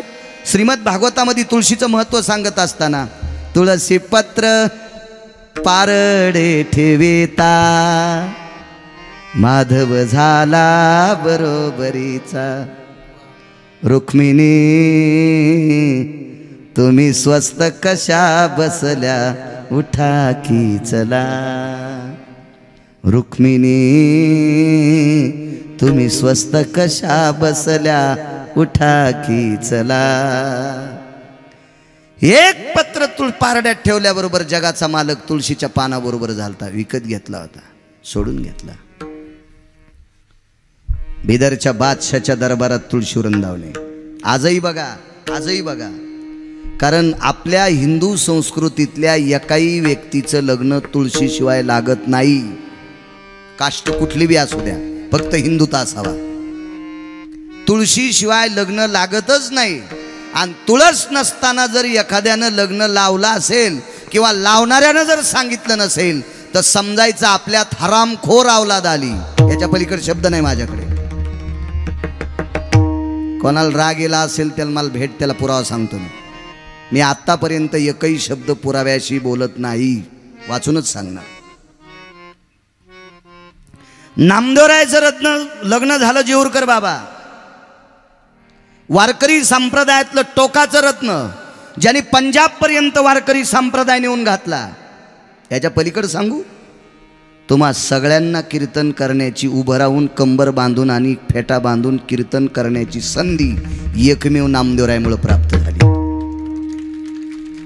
नामदेवराय जर जन्माला आले नसते तर तुम्हा आम्हाला कोणालाही कंबर बांधून फेटा बांधून कीर्तन करता आलं नसतं. ज्ञानोबाराय जर जन्माला आले नसते तर विद्येच्या भांडाराच्या चाव्या किलूप तोडून फेकून दिलं. ज्याला जे पाहिजे ते घेऊन जा. सकळाशी येथे ही कृपा आहे त्यांची. अरे आम्ही कीर्तन केल्याच्या नंतरही कीर्तन चांगलं होतंय असं एकमेव दाखवलं औंढ्याला. फिरविले देऊळ जगा माझी ख्याती, नामदेवा हाती दूध प्याला. वारकरी संप्रदायाची स्थापना शंकरानं केली आणि त्यांच्या मंदिराच्या पाठीमागं कीर्तन केलं. मंदिरच फिरलं. जिदर जिदर नामा, हे जिदर जिदर नामा, उदर उदर मंदिर, देऊल के पीछे नामा, देऊल के पीछे नामा, देऊल के पीछे नामा. मी नाही मानणार आहे, हे तुमचं आहे ना. मी दुसऱ्याच्या रानात आऊत कधीच हानीत नाही. काय क्रांती असेल त्या नामदेवरायच्या लग्नामध्ये तुळस पाहिजे. बिदरचा बादशाह, नामदेवरायचे सासरे सरदार, ते हिंदू होते. शिंप्याच्या कुळात जन्माला आले. म्हणले जहापना सरकार जी ये तुलसी का पेड़ होना बोले, इसके अलावा शादी नहीं लगती बोले. जी लगा दो बोले पेड़. ते सरदारही तसंच होतं, कर्तव्यनिष्ठ. म्हणून बादशाचं मन जिंकलं होतं. माणसाने असं वागावा की आपली पुढच्याला नशा व्हावा. जशा व्यसनाधीन माणसाला व्यसन केल्याशिवाय करमत नाही तसं असं वागलं पाहिजे की आपली नशा त्याला झाली पाहिजे. आपण 4-2 दिवस नाही भेटल्यावर त्याला वाटलं पाहिजे आपलं काहीतरी हरवलंय. गड्याने मालकाशी असं वागावं, नौकराने मालकाशी असं वागावं, पत्नीने मालकाशी असं वागावं. 4च दिवस माहेराला गेली तर नवऱ्याला करमूच नाही, इतकी नशा व्हा. पण अशा वागत्यात 2 महिने राहिली तरी ते म्हणतं हिचा फोनच येऊन बरंच झालं, हिचं काळं तिकडंच व्हा.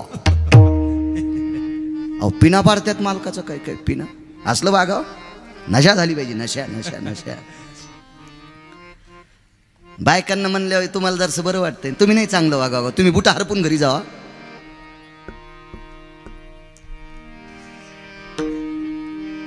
त्यांना सुद्धा वाटावं दिवस माळाला की पप्प्याचा बाप कधी घरी येईल आणि मी स्वतःच्या हाताने त्यांना जेवण वाढेल.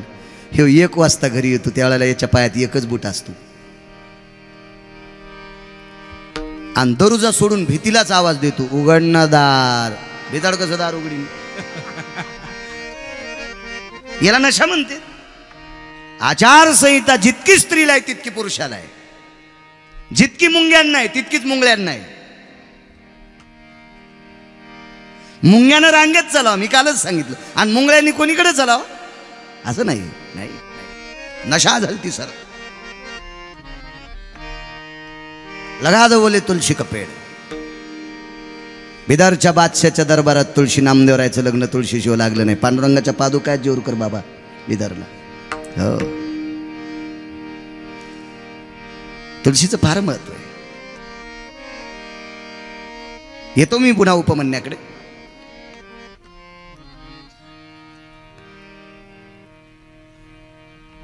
अकबर नावाचा एक राजा होता. त्या राजाकडे 9 रत्न होते. त्याच्यापैकी बिरबल नावाचं एक रत्न आहे. आणि बिरबल एके दिवशी पूजा करत होते तुळशीची. एका सेवक जा भला बुला लो बिरबल को, जा जा बुला लो. ते सेवक गेला आणि सांगितलं सरकार वो तो बोले कोई तो पेड़ है और पेड़ को पानी डाल रहा है, दूध डाल रहा है,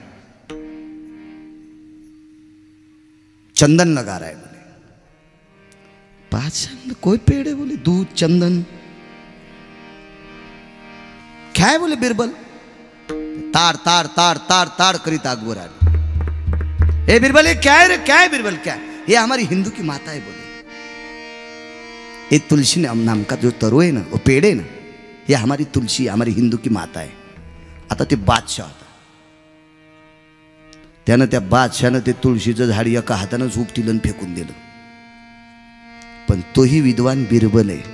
मी अगोदर सांगितलं बळीविना शक्ती बोलू नये. बंदुकीवाल्यासोबत काठीवाल्याने युद्ध करायचंच नाही. विमानात बसलेल्याला खाली बसलेल्यानं दगड हाणायचीच नाही. तुझे दात पडतील वरून दगड पडल्यावर. तू वरच्याला कशाला दगड हाणायला. सरकार क्या करणे काय कुछ नाही बोल.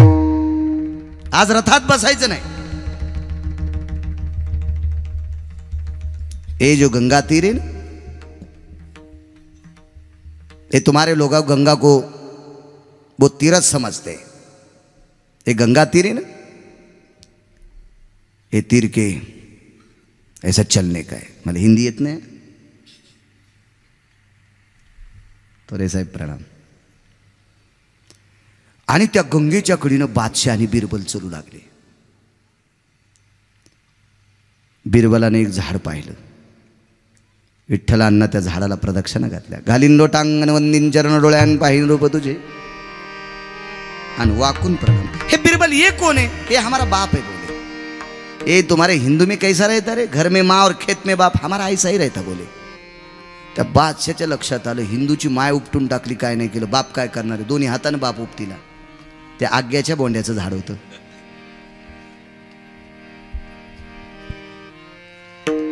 आणि जेऊरकर बाबा त्या पिकल्या होत्या बोंड्या, पुन्हा पिवळ्या आडळ बोंड्या होत्या. काय बादशाला किती किती गोडवा झाला. बादशाह असा करू लागला. पिसं लागल्यासारखा दाढीन गिडीन खा. बिरबल तेरी माँ अच्छी लेकिन बाप बहुत खतरनाक है भाई. हमारे बाबा ऐसे बोले, पिताजी ऐसे खतरनाक है. त्या गंगेत 2-4 आंघोळी केल्या पण अकबराचं काही जमलंच नाही. आप क्या करना पड़ेगा? सरकार क्या करना है बोले. आपका दाह शांत करने का है ना. हाँ और मेरे माँ के पास जाना पड़ता है. उपटून टाकलेल्या तुळशीचा पाला अकबरानं असा चुरगाळला आणि अंगाला लावल्याबरोबर तो दाह शांत झाला. म्हणून अकबराच्या दरबारात सुद्धा तुळशी वृंदावन.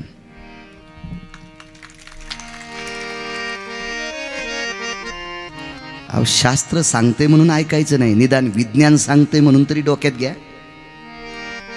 तुळशीचं महत्व किती.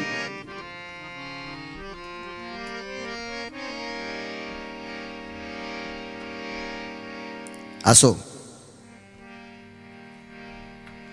त्या तुळशी वृंदावनापाशी बसलेली आई. हे चाललं होतं चांदण्याची झालर आहे, जसा मंडप दिलाय. आईच्या मांडीवर उपमन्याचं डोकं आहे. साई ग एक बोलू आई.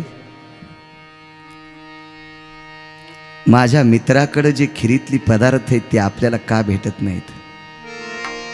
ठेविले अनंते तैसेची रहावे, चित्ते असू द्यावे समाधान. विले अनंते तैसेची रहावे. देवानं ज्या अवस्थेत तुले प्रयत्न करा माणसानं, त्याबद्दल दुमत नाही. तुम्ही केलेल्या द्राक्षाच्या बागेला वाटेल ते कष्ट करा. त्याला घड किती मोठा लावायचा हे पंढरपुरातल्याच्या हातात आहे. बाबा घड जरी किती मोठा लावला तर थोरे साहेब त्याला भाव किती द्यायचा हे पण त्याच्याच हातात आहे. का त्याला घडही मोठा लागला, त्याला भावही भरपूर आहे. 2-4 दिवसाला परिसरातल्या सर्व बागा आता जाणार आहेत आणि आधीच 4 दिवसानं गाराचा पाऊस झाला. झाले अशी प्रकार तुमच्याकडे झाले. मी गेल्या 12 वर्षापासून तुमच्या जिल्ह्यात फिरतोय. कधी कधी जशाला तसा द्राक्षाचा सडा झाला. हे कोणाच्या हातात आहे त्याच्या. कधी कधी त्याच्यावर बी समाधान मानलं पाहिजे ना.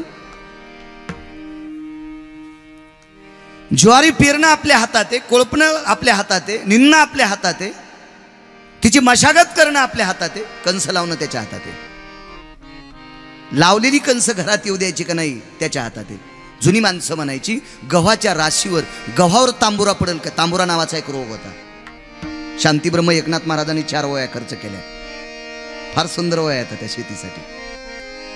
माझा एकही संत नाही त्या संतांनी शेतीचं सांगितलं नाही. सुक्षेत्र आणि ओलटे बीजही पेरी जे गोमटे, आलोट फळ भेटे परिवेळे की गा. वेळेला महत्व आहे.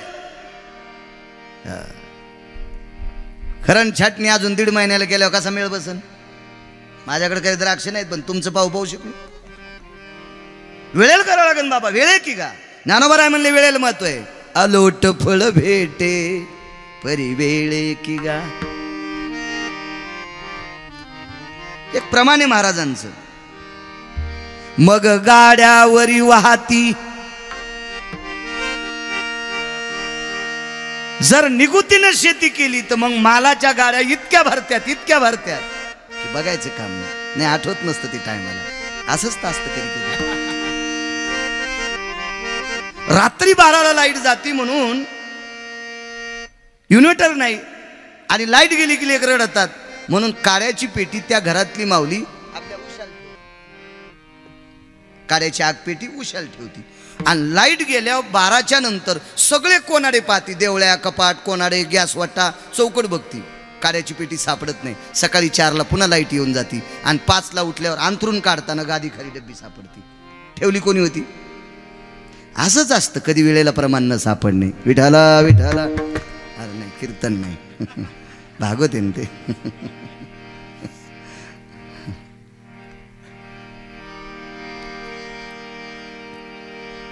वेळेला फार महत्व आहे.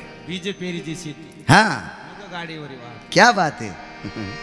पण धन निघल्यावर असणे आता नमस्कार जमत त्या. बीज पेरी शेती मग गाड्यावरी वाहती. अहो पेरायलाच नाही गेला आणि ट्रॅक्टर घेऊन गेला. हा चला कांदे आणायचे. कांद्या तो कांदे लावलेत नाही ना रे. कांद्या आता कसे कांदे आणतो? पेरावं लागेल ना. पेरावं लागेल त्याला. आई कधी भेटेल ग? तू काळजी करू नको. अनंत ठेवील तस. कोण आहे अनंत? ज्याची व्याख्याच करता येत नाही तो अनंत. त्या अनंताची साधना कर. केली साधना. तो अनंत प्रगट झाला. आणि काय पाहिजे? मला रोज एक वाटीभर दूध देत जाय. वाटीभर दूध मागितलं. 7 समुद्रापैकी एक समुद्र दुधाचा दिला. सिराचा सागरू उपमन्या. प्रियव्रत नावाच्या रथाच्या प्रियव्रत नावाचा राजा, ह्या राजानं पृथ्वीला 7 प्रदक्षिणा केल्या. ज्या ज्या दिशेनं प्रियव्रत नावाच्या राजाचा रथ गेला त्या त्या दिशेनं समुद्राची निर्मिती झाली. बाबा 7 दीपांची निर्मिती झाली. रघुनाथ बाबा येवरकर बाबा 7 दीप. आपण ज्या दीपात राहतो त्याला जांबूदीप म्हणतात. बाकीचे 5 जरी पाठ नसले तर किमान आपण राहतो तेवढा तरी लक्षात ठेवला पाहिजे. जांबूदीप, शिंहलदीप, कौछदीप, शाल्वदीप, पलवंदीप 5. 2 घरी गेल्यावर पाहा ना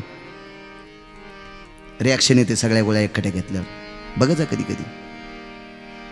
अण्णा शिंहलदीपामध्ये पद्मिनी नावाच्या स्त्रिया राहतात. एका दीपामध्ये गंधर्वाचा अधिष्ठान आहे. हे वरचे 7 आणि खाली 7.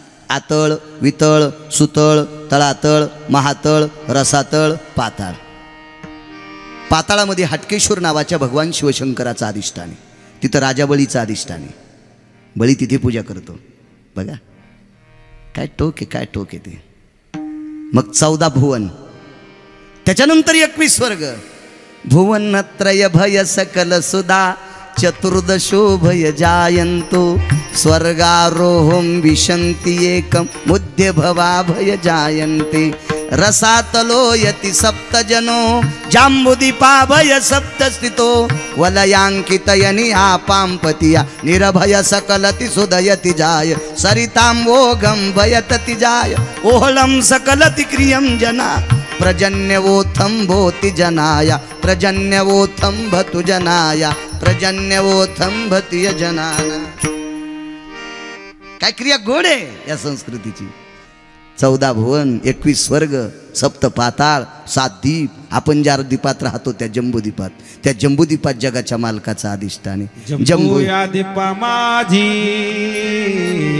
पंढरपूर गाव गा धर्माचे नगर देखा विठो पाटील त्याचे नाव गा जाऊ तया ठाया काही भोजन मागाया तुबाचा धर्म जागो त्याचे चरणी लक्ष लागो विठोबाचा धर्म जागो त्याचे चरणी लक्ष लागो विठू पाटील त्याचे नाव गा चला जाऊ तया ठाया काही भोजन मागाया विठोबा जम्बूद्वीपात त्या मालकाचं वास्तव्य प्रियव्रताच्या रथाच्या चकोऱ्याने निर्माण झालेल्या एका सागराला उपमन्याकरता दुधाचा सागर देऊन टाकला येथे श्रीमन महा भागवते पुराणे ध्रुवानां उपमन्यायो चरित्र प्रसंगो अध्याय हरे नमः हरे नमः हरे नमः पुढे प्रचेता पुरंजन अशी गोडशी चरित्र झाली त्याच्यापुढे ऋषभदेव ऋषभांना 100 पुत्र 100पैकी 9 नारायण हरिनारायण कविनारायण पिंपलाक्ष नारायण करभजन नारायण अंतरिक्ष नारायण प्रबुद्ध नारायण 5च सांगितले असे 9 नारायण आहेत 9 9 विरक्त स्थितीत आहेत 18 भरत 19 आणि 81 प्रभो स्थित मार्गाम भवो काला छंद पर्यानाम हेत ऋषभाम सुतेषु भयम मोक्षाम गत्वान आरुडाय सांगणं होत नाही कसं शक्य आहे बरं सांगायचं बाबा एवढं नाही सांगतायत 7 दिवसात कसं सांगायचं 2-2.5 तासात हे जे 9 नारायण आहेत का हे नवनाथ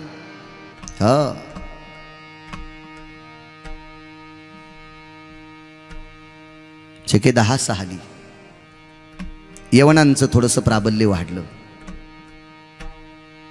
म्हणून नाथांच्या लक्षात आलं काही कालापुरतं यवनांचं थोड्या काळापुरतं प्राबल्य वाढेल आणि आपण समाधी स्वरूपात जर राहिलो तर ह्या समाध्या भग्न होतील म्हणून त्या समाध्या कबर स्वरूपात राहिल्या पुजारी न ठेवता मुंजारी ठेवण्यात आला म्हणून आजही ती प्रथा म्हणून नालायक लोक काही समाध्यांपाशी बळी देतात मूर्खपणाचं टोक आहे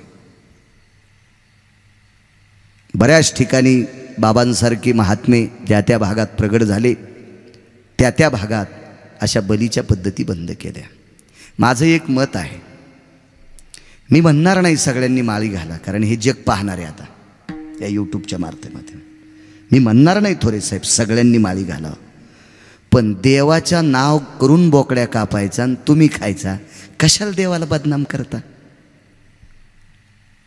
नाशिककडे जाताना उजव्या हाताला एक मसुबाचा अधिष्ठान आहे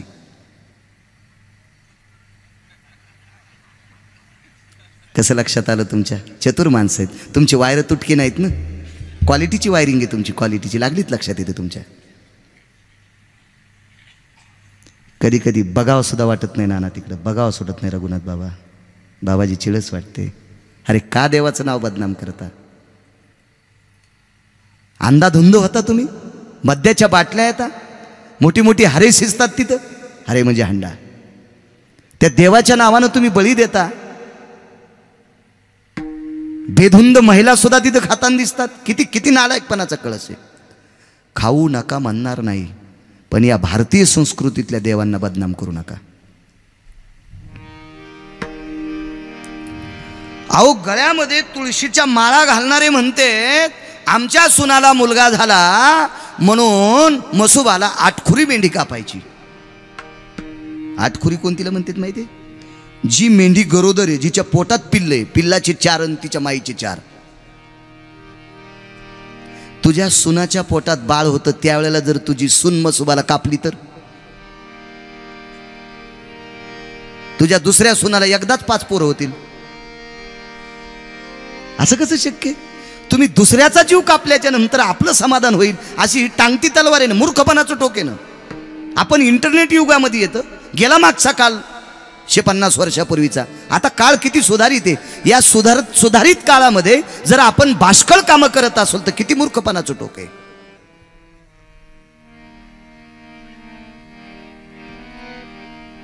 आता थोडी माणसं लाजायलीत. माझ्या लहानपणी तर इतक्या लाजा सोड्या होत्या माणसानं. एखाद्या देवाकडे कंदुरी असायची आणि चांगली चांगली माणसं, एका हातात परात एका हातात लिंबू, पाण्याची गुंडी, आणि ते डोंगरावर असायचं ते बोकड्याचा कार्यक्रम. सांगू नये भागवतात, पण सांगावं तरी कोणी अण्णा. कोणाला वाटतं छत्रपती जन्मावा दुसऱ्याच्या घरात?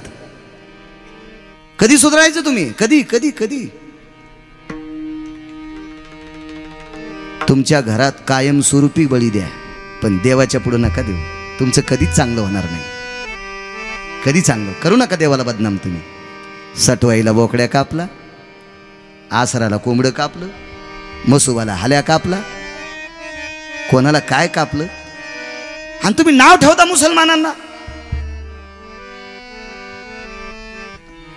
बाबा, दुसऱ्या धर्मीयांना नाव ठेवण्यापेक्षा आपल्या धर्मात जन्माला आलेली हलकट झाडं ही मुळ्या सगट उपटून काढावं लागतील, तेव्हा आपला धर्म उंच जाईल. मोकाट पिसाळलेल्या जनावरासारखी माणसं पळायला लागलीत. अहो, किती कीर्तन, किती भागवत, किती प्रवचन, किती रामायण, कधी सुधारायचं तुम्ही?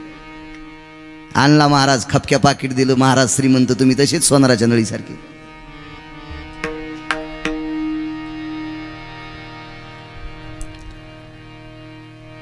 उतरेश्वर बुवा, एखाद्या यजमानानं आपल्याला जर बोलून कार्यक्रम करून घेतला आणि भरगच्च पैसे दिले आणि आपण सांगितलेले नियम जर त्यानं नाही पाळले तर त्यानं केलेलं पाप त्या पैशासोबत आपल्या पण बोकांडीवर येते. तुम्ही याला बी टाळ्या वाजवायला? हा दोष तुमचा आहे ना, तरी तुम्ही टाळ्या वाजवता. तुम्ही याला बी वा.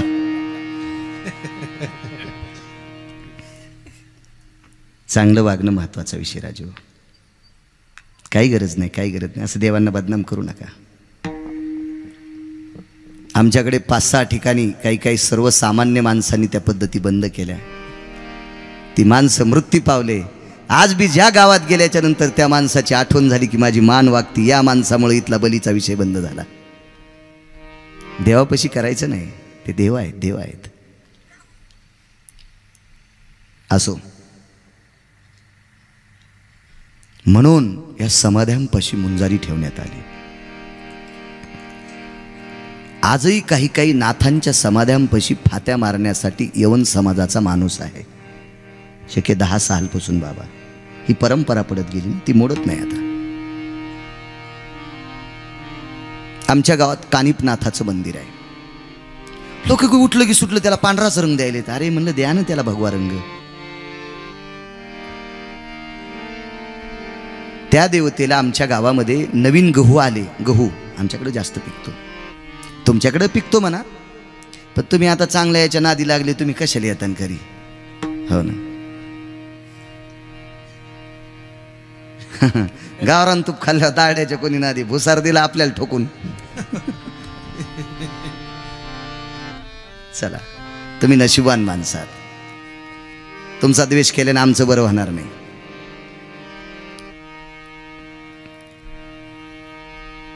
तर नवी गहू आल्याच्या नंतर बाबा त्या गव्हाची पोळी भाजायची, त्या गव्हाचा असा त्या पोळीचा लगदा करायचा, त्याच्यात गुळ आणि तूप टाकायचं, त्याला मलिदा म्हणतात.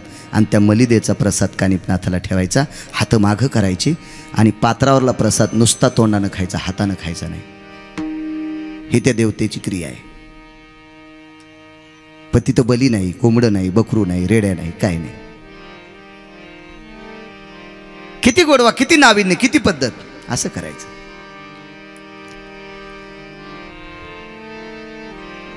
खरंच जा, त्याबद्दल दुमत नाही. मी नाही म्हणणार तुम्ही सगळ्यांनी माळी घाला, पण देवाला बदनाम करू नका. पुन्हा एकदा विनंती करतो.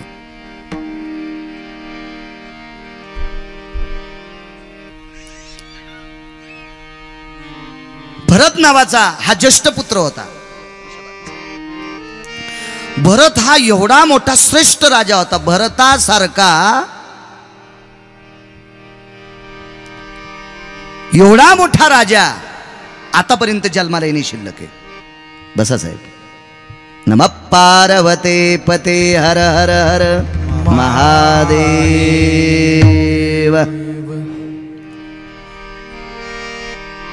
पूर्ण बसा साहेब, पूर्ण बसा.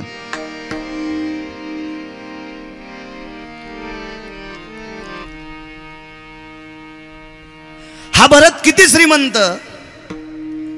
मी आणि उत्तर महाराज रात्री 1:27 भरताचं चरित्राच्या नाथ भागवतातल्या ओव्या वाचित होतं. शांतीब्रह्म एकनाथ महाराजांनी 11व्या स्कंदावर भावदर्शन केलं अण्णा, आणि त्यांना नाथ भागवत म्हणतात. एका स्कंदावर बरं का, असे स्कंद 12 आहेत. मी पहिल्याच दिवशी सांगितलं. विठ्ठल स्कंदवदे 12 नवमहासंप विलासारा आरती निगम वृक्ष सारा भागवत संज्ञा भवतारा. 12 स्कंदापैकी एका स्कंदावर शांतीब्रह्म एकनाथ महाराजांनी टीका केली. ते लिहिलं, ते नाथ भागवत झालं जेवरकर बाबा. भरत राजाचं एवढं मोठं वैभवशाली वर्णन, एवढं मोठं वैभव.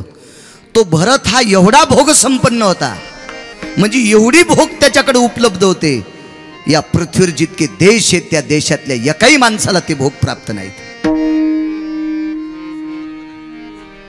जेने दिगमंडल जिंतिले वा.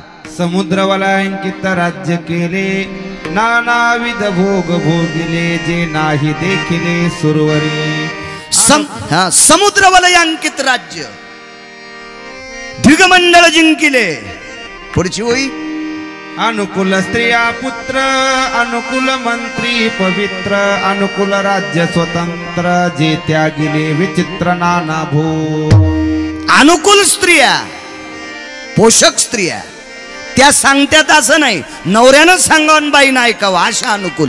अनुकूल मंत्री, खपके आणणारे नाही. स्वतंत्र राज्य, भरत नावाचा राजा. या देशाला भारत देश नाव का पडलं माहिती? बापाची जागिरी कोणाच्या? देशायाम यति देश भयो वृषभ सुतो भय जायन्ते धरा धरा भय जांबू दीपे शोहल दीपे कौचति दीपे पल्वंगम भय सकल स्थिता आपांपति भय निरंति जायो आपांपति भय निरंति जाय ऋषभो सुत भय संग जिभे ऋषभो जित भय संग जिभे भरताग्रम भय नामने सुधा वात्सल्या भय क्रियंजनो सुताम्नि नाम्निं सकल सुताना सुताम्नि नाम्निं सकल सुधाय देशायायां भरताग्रो देशायायां भरताग्रो देशायायां भरताग्रो नामने देशा भारत देशा नामने देशा भारत देशा भरताग्रो भय ऋषभ सुतो भरताग्रो भय ऋषभ सुतो भरताग्रो भय ऋषभ सुतो. 19 वर्षापूर्वी वाचिल ते मी. 19 वर्षापूर्वी ऋषभांचा पुत्र भरत या खंडावर ज्यांनी स्वराज्य गोड असं राज्य केलं. वात्सल्याम सुत सुतेश भययो. आई जितकं लेकरावर प्रेम करते इतकं गोड प्रेम प्रजेवर केलं, म्हणून या देशाला भारत देश नाव पडलं.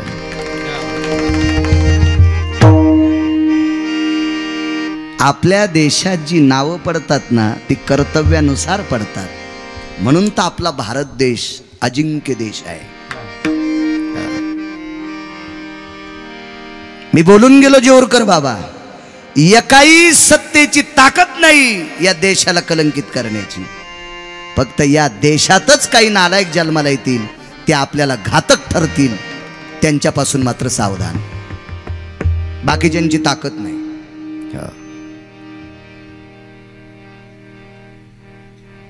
डिपार्टमेंट क्षेत्रातले साहेब आहेत, एकांतात जाऊन त्यांना विचारा, त्यांना बोलता येत नसतात काही गोष्टी. आजही सर्वसामान्यांपेक्षा चांगले बुरखे घालणारे, चांगल्या तत्वावर आरूढ असणारे नालायक माणसंच जास्त चुका करतात. त्यांच्या हृदयाला मशीन लावून विचारा. हिम्मत नाही, बाकीच्यांची हिम्मत नाही. कोणाही क्षेत्रात चांगलीच माणसं जास्त चुका करतात. देवाच्या जवळ गेलेलाच माणूस जास्त चूक करतो. एक सोपा मुद्दा सांगू का? राग येऊ देऊ नका, काळ बदललाय. काळाच्या विरोधात, ओघाच्या विरोधात माणसानं वाहिलं नाही पाहिजे. तरी पण सांगतो, गाऊन ही खुरपिणारी बाई घालती का चांगल्याची बाई? राग येऊ देऊ नका, माफी मागतोय तुम्हाला. गाऊन नावाचा कपडा थोरे साहेब ही खुरपिणाराची बाई घालती शेतात काम करणाराची का क्वालिटीच्या पैशावाल्याची बाई? मग संस्कृती कोणी मातीत घातली? आणि तुम्ही दुसऱ्याच्या नावानं कांदे फोडीता बुकीनं. हे नीट करा, हे हे हे नीट करा साहेब. माफी मागून विचारतो, जयंती उत्सव, या उत्सवात सगळ्यात जास्त त्रास तुम्हाला गरिबांचा असतो का मोठ्यांचा? तुम्ही हो म्हणणार नाहीत, मला माहिती, मी आधीच सांगितलं. तुम्ही बोलू शकत नाहीत.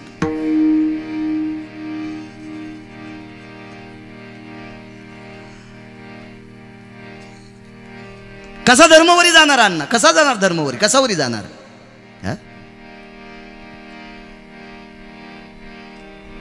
सांगू याच्या पुढे तुम्हाला, सांगू याच्या पुढे. मातीच्या स्वयंपाकघरात स्वयंपाक करत असताना मातोड्यावर बसून पोळ्या लाटणारी गरीबाची बाई आहे. 27,000 रुपये ब्रासची फरची किचनमध्ये असती. त्या फरचीवर सराटे नाहीत, इंचू नाहीत, काटे नाहीत, तरी पण चप्पल घालून स्वयंपाक करणारी हलकट श्रीमंताची बाई मी किती वेळेस पाहिल्यात.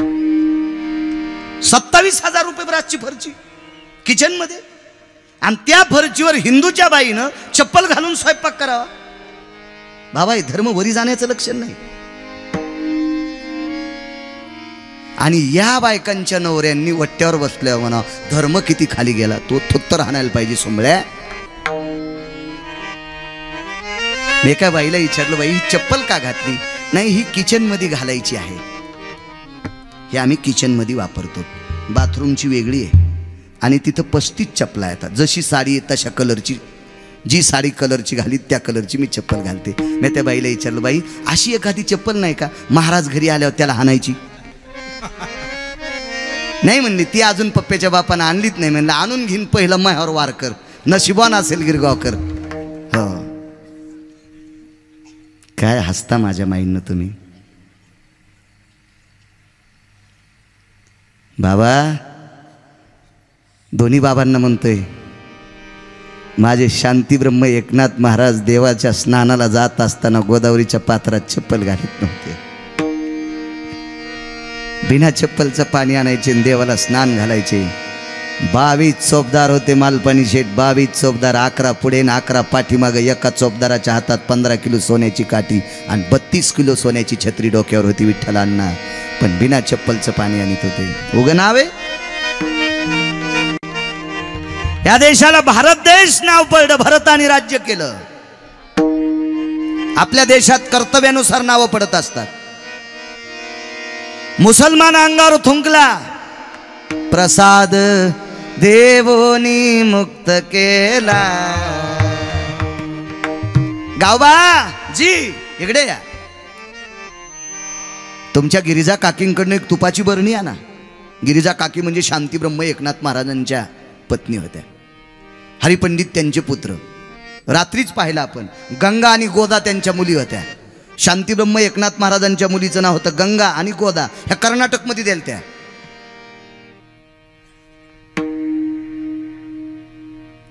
आपल्याला धतुरेची नाव पाठ.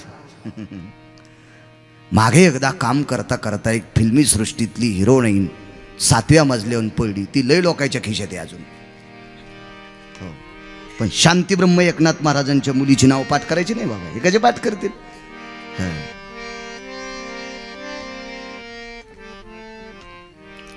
बरणी घेतली तुपाची. गिरिजा काकींनी विचारलं, स्वामी कोणाला द्यायची? काल जे माझ्या धोत्रावर पान खाऊन थुकला का मुसलमान, त्याचं पान खाल्ल्याच्या नंतर जीभ खराब झाली असेल, म्हणून गावबा त्यांना सांगावं सकाळी एक बुटकं भर तूप पेत जा. इतकी शांती ज्या महात्म्याकडे होती म्हणून शांती ब्रह्म नाव पडलं. आणि अंगाव थुकलेला मुसलमान शांती ब्रह्म एकनाथ महाराजाच्या पुढे रामायण ऐकायला बसत होता. निरवैर भावे सर्व भूतासवे साधन बरवे हेची एक तरी अंगीकार करील नारायण. वैर संपलं म्हणून शांतीब्रह्म. काय गोड नाव आहे. एक जण म्हणला महाराज स्वयंपाक घर म्हणण्याऐवजी किचन घर काऊन म्हणते. हे जाऊ दे ना, कशाला अडचणीत हात घालायला इचू निघत असते. नाही म्हणे स्वयंपाक घर आपलं चांगलं नाव होतं, मग किचन घर का म्हणते. रात्री बेरात्री कोणी जरी आला तरी दुरडीमध्ये टोपल्यात 2 तरी भाकरी किंवा पोळ्या सापडत होत्या, त्याला स्वयंपाकघर म्हणतात. नवरा बायको शिवाय दोघायचीच किचकिच चलती, त्याचं नाव किचनघर. 2च तोंडन खिचडीन बोंड. सासऱ्याला नाही सासूलाही भाकरी नाही, दोघांचीच किचकिच, त्याचं नाव किचनघर. कशा हसद्यात बघा. नाही बॉम्ब टाका का तुमच्यावर एखादा. तुमच्यावर डावाला तरी तुम्ही हसतात. फोकता का गिरगाव करायला. घाला गोळी एखादी. काय नाव होती आपल्याकडे. गंगा पापम शचितापम कल्पतरू दैन्यस्तदा. पाप हरवतो ते तीर्थगंगा, ताप हरवतो तो चंद्र शची, दैन्य हरवतो तो कल्पतरू. कल्पाम कल्पिस्थितायाम दारिद्र्य भय जायम तरुयाम शाखा प्रसन्नस्तु कल्पतरुम भयस्तु. काय नावाची उपमा आहे. कोण ज्ञानोबर आहे. ज्ञानाचं टोक संपलंय. ज्ञानाचा सागर सखा माझा ज्ञानेश्वर. जिथं ज्ञानाची परिव्याप्त भाषेची सीमा संपत्ती, पुन्हा टोकच नाही, ते ज्ञानाचे सागर, ते ज्ञानोबर आहे. कोण तुकोबर आहे. तुल्यां स्तुतियो विधाता भयनाम स्तुल्या भययन फलकट जायो. ज्याच्या तुलनेची व्याख्या करत असताना ब्रह्मत्वाचा नाम शेषाचा परिभास ज्याच्या नामने स्थितीला लागतोय, तो किता तुलनेसी ब्रह्म तो कासी आले मनवोनी रामेश्वरे. चरणी मस्तक ठेविले आरती तुकारामा. स्वामी सद्गुरु धामा सच्चिदानंद मूर्ती.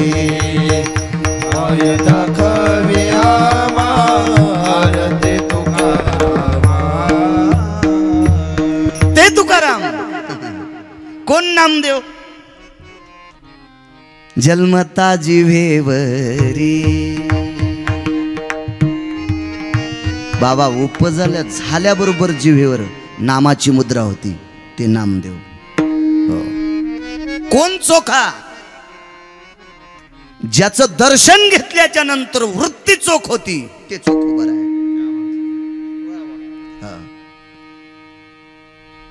आणि चोख मन झाल्याच्या नंतर मग नामांतकरणात घ्यायचं. बाबा मग नामदेव पायरीचं दर्शन. चोख व्हा, नामांतकरणात घ्या, आणि मग विटीवरच्या मालकाचं दर्शन. आपल्याकडे जातीला किंमत नाही. जातीला किंमत देणारे हलकट आहेत. याच्या पलीकडे सांगू का, हरामखोर अवलादी आहेत त्या. साधूला जातीत चौकटीत मोजायचं नाही. व्यातीन पूछो साधू की पूछ लीजिए ज्ञान. मोल करो तलवार का पड़ी रहे न दो म्यान. कबीरा पड़ी रहे न दो म्यान. ती तलवार जर लोखंडाची किलोवर विकली तर 2 किलो पेरू येतील. पण साहेब ती युद्धात वापरली तर शत्रू पळून जाईल. रात्री जर वापरली तर चोट्ट पळून जाईन. तो रे साहेब, तलवारीची किंमत होत असती का. साधूच्या बुद्धीची किंमत करायची, जातीची किंमत करायची नाही. साधू जाती चाडकीत नसतील. माझे चोखोबर आहे, शूद्राच्या कुळात होते. उगं नाव चोख नाही पडलं. दुपारचा प्रसंग मांडतो 2 मिनिटात. काय सांगतो वारकरी संप्रदाय. काही हलकट नालायकांनी असं वर्तन केलंय की लोक आपल्याला नाव ठेवते, पण नाव ठेवणाऱ्या नालायकांनो हलकट आमच्यात आलेत म्हणून चांगल्याला नाव ठेवू नका. हलकटाईने आपली सोंग घेतली. आजही या आचरणानं परिपूर्ण असणारी लोक या संप्रदायात आहेत. आजही आचरणाची धार ज्यांची टोकाची होती म्हणून यांच्या मूर्त्या आहेत, म्हणून पुतळे आहेत. 500-500 एकर जमीन कमीणाऱ्या बापाचे पित्र घालीन पोट्टे का? ते आचरण भ्रष्ट होती. सणांनी एक आजची व्याख्या घ्या, मी तुम्हाला सांगतो 10 मिनिटात एक प्रसंग. रानोबा नावाची व्यक्ती म्हातारी झाली.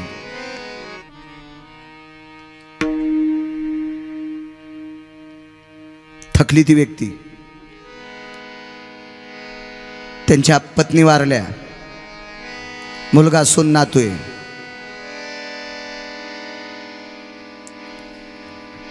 मुलांनी बापाला स्नान घालायचं वडिलाला. जेऊरकर बाबा एके दिवशी वडील थकले. त्या व्यक्तीचं नाव आहे रानोबा, मुलाचं नाव आहे चोखोबा, नातवाचं नाव आहे कर्ममेळा, सुनाचं नाव आहे सोयरा.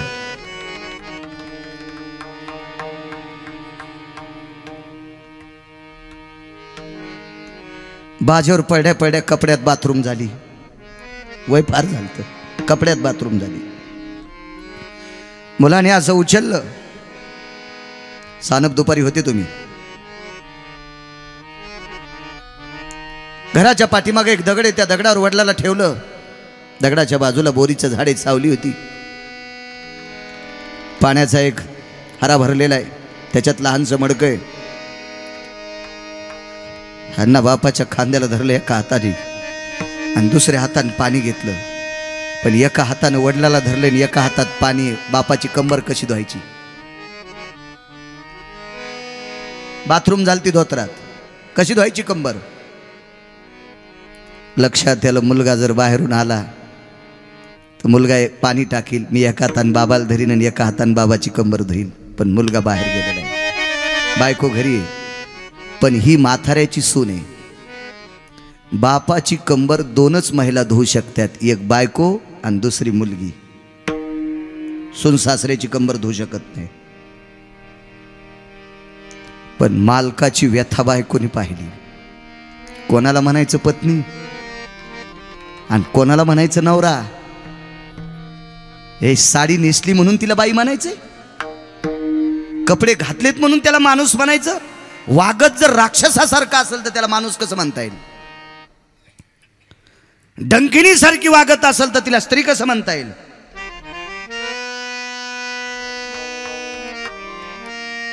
संजू बाबा,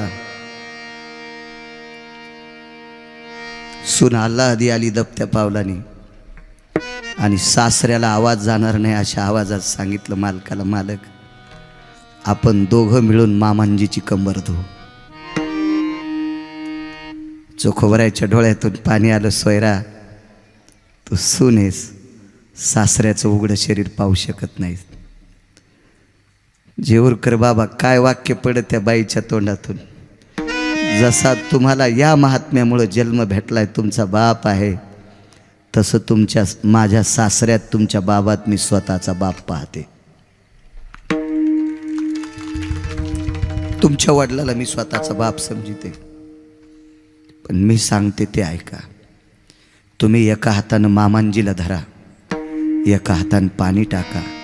मी कंबर धुते. आणि सासऱ्याची कंबर धुतली. दुसऱ्या दिवशी म्हाताऱ्यानं मुलाला बोललं, चोखा जी जी जी बाळा, आज मला जेवायचं नाही. का बाबा? अरे मी कपड्यात बाथरूम केली रे चोखा. माझ्या म्हातारपणी तुम्हाला त्रास होतो रे, माझी कंबर धुवायला. नाही बाबा, काय काळजी करू नका, आहे मी समर्थ आहे. एक बोलू चोखा, काल दुपारी माझी कंबर कोण धुतली रे? चोखोबराय खोटं बोलली. चोखोबारायने विठ्ठलांना सांगितलं, बाबा मी तुमची कंबर धुतली. जेऊरकर बाबा, रघुनाथ बाबा, चोखोबारायने मुलाचा हात, रानोबाने मुलाचा हात धरला आणि चोखा गळ्यात तुळशीची माळ आहे रे, वारकरी बापाला खोटं बोलतोस? बाबा मी धुतली. नाही चोखा, एक सांगू तुला, मला कळतंय रे, माझे कान अजून पंढरपुरातल्या मालकानं शाबूत ठेवलेत. माझी कंबर धुताना मला बांगड्याचा आवाज येत होता रे, बांगड्याचा आवाज. कोण बाई होती जी माझ्या नावानं कुंकू लाईत होती? ती कधीच जात राहिली, ती मृत्यू पावली. आणि दुसरी माझी कंबर धुणारी जी माझी कन्या आहे, ती विदर्भामध्ये मेहुणा राजा नावाचं गाव आहे, तिचं नाव आहे निर्मळा. ती मंगळवेढ्यापासून फार दूर आहे रे. ती माझी कंबर धुवायला कधी आली? आणि बघ चोखोबारायने सांगितलं, बाबा तुमच्या सुनबाईनं धुतली.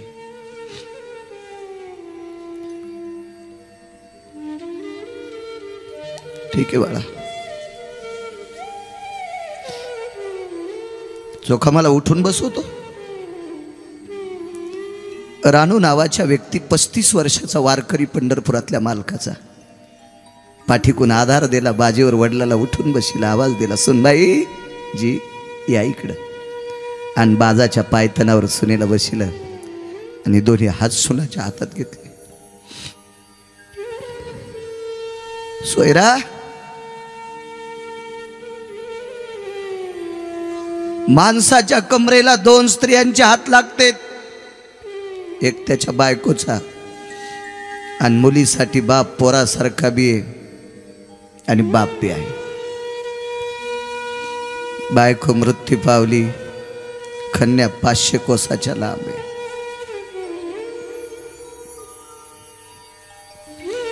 माझी सूल असताना या देशात क्रांती केलीस, बदल केलास. तू सूल असून सासऱ्याची कंबर धुतलीस. टपा टपा डोळ्यातून अश्रू वाहत होते. पदराच्या कोपऱ्याने सासऱ्याचे डोळे पुसले.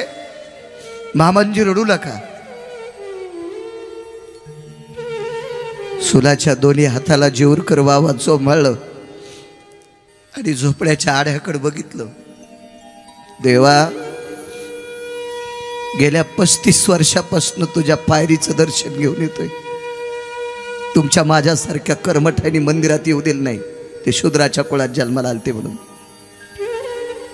देवा, मी तुझ्या पायरीचं दर्शन घेतलं रे, एकही वारी चुकलो नाही, काही मागितलं नाही. पण आज एक मागतो रे देवा. कुठली सून सासऱ्याची कंबर धुत नाही रे, पण माझ्या सुनानं माझी कंबर धुतली रे देवा. हिचे हात इतके पवित्र आहेत. गेल्या 35 वर्षाच्या वारीचं तुला एक मागणं मागतोय. जर हिच्यावर कधी प्रसंग आला तर हिचे घाण काम तू तुझ्या हातानं कर. या घरातल्या वाढ वडिलांचे आशीर्वाद घेऊन जगा. घरातल्या ज्येष्ठ लोकांचे आशीर्वाद घेऊन जगा. तर भागवत पुराण ऐकल्याचा फायदा आहे.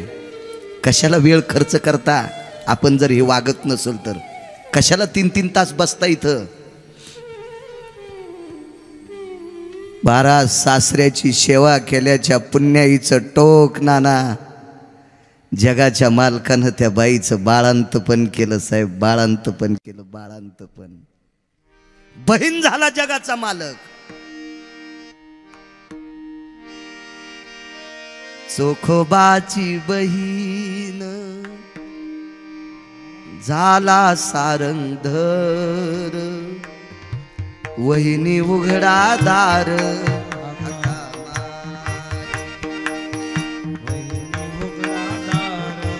हका मारे राजा राम राम राम, राजा राम राम राम, राजा राम राम राम, सीता राम राम राम, राजा राम. बोला बोला ताली वाजवा.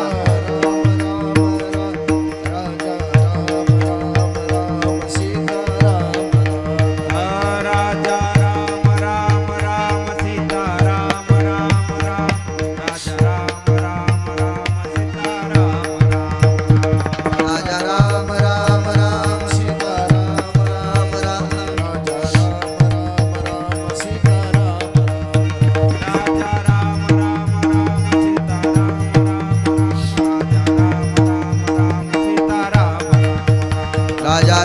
राम राम सीता राम राम राम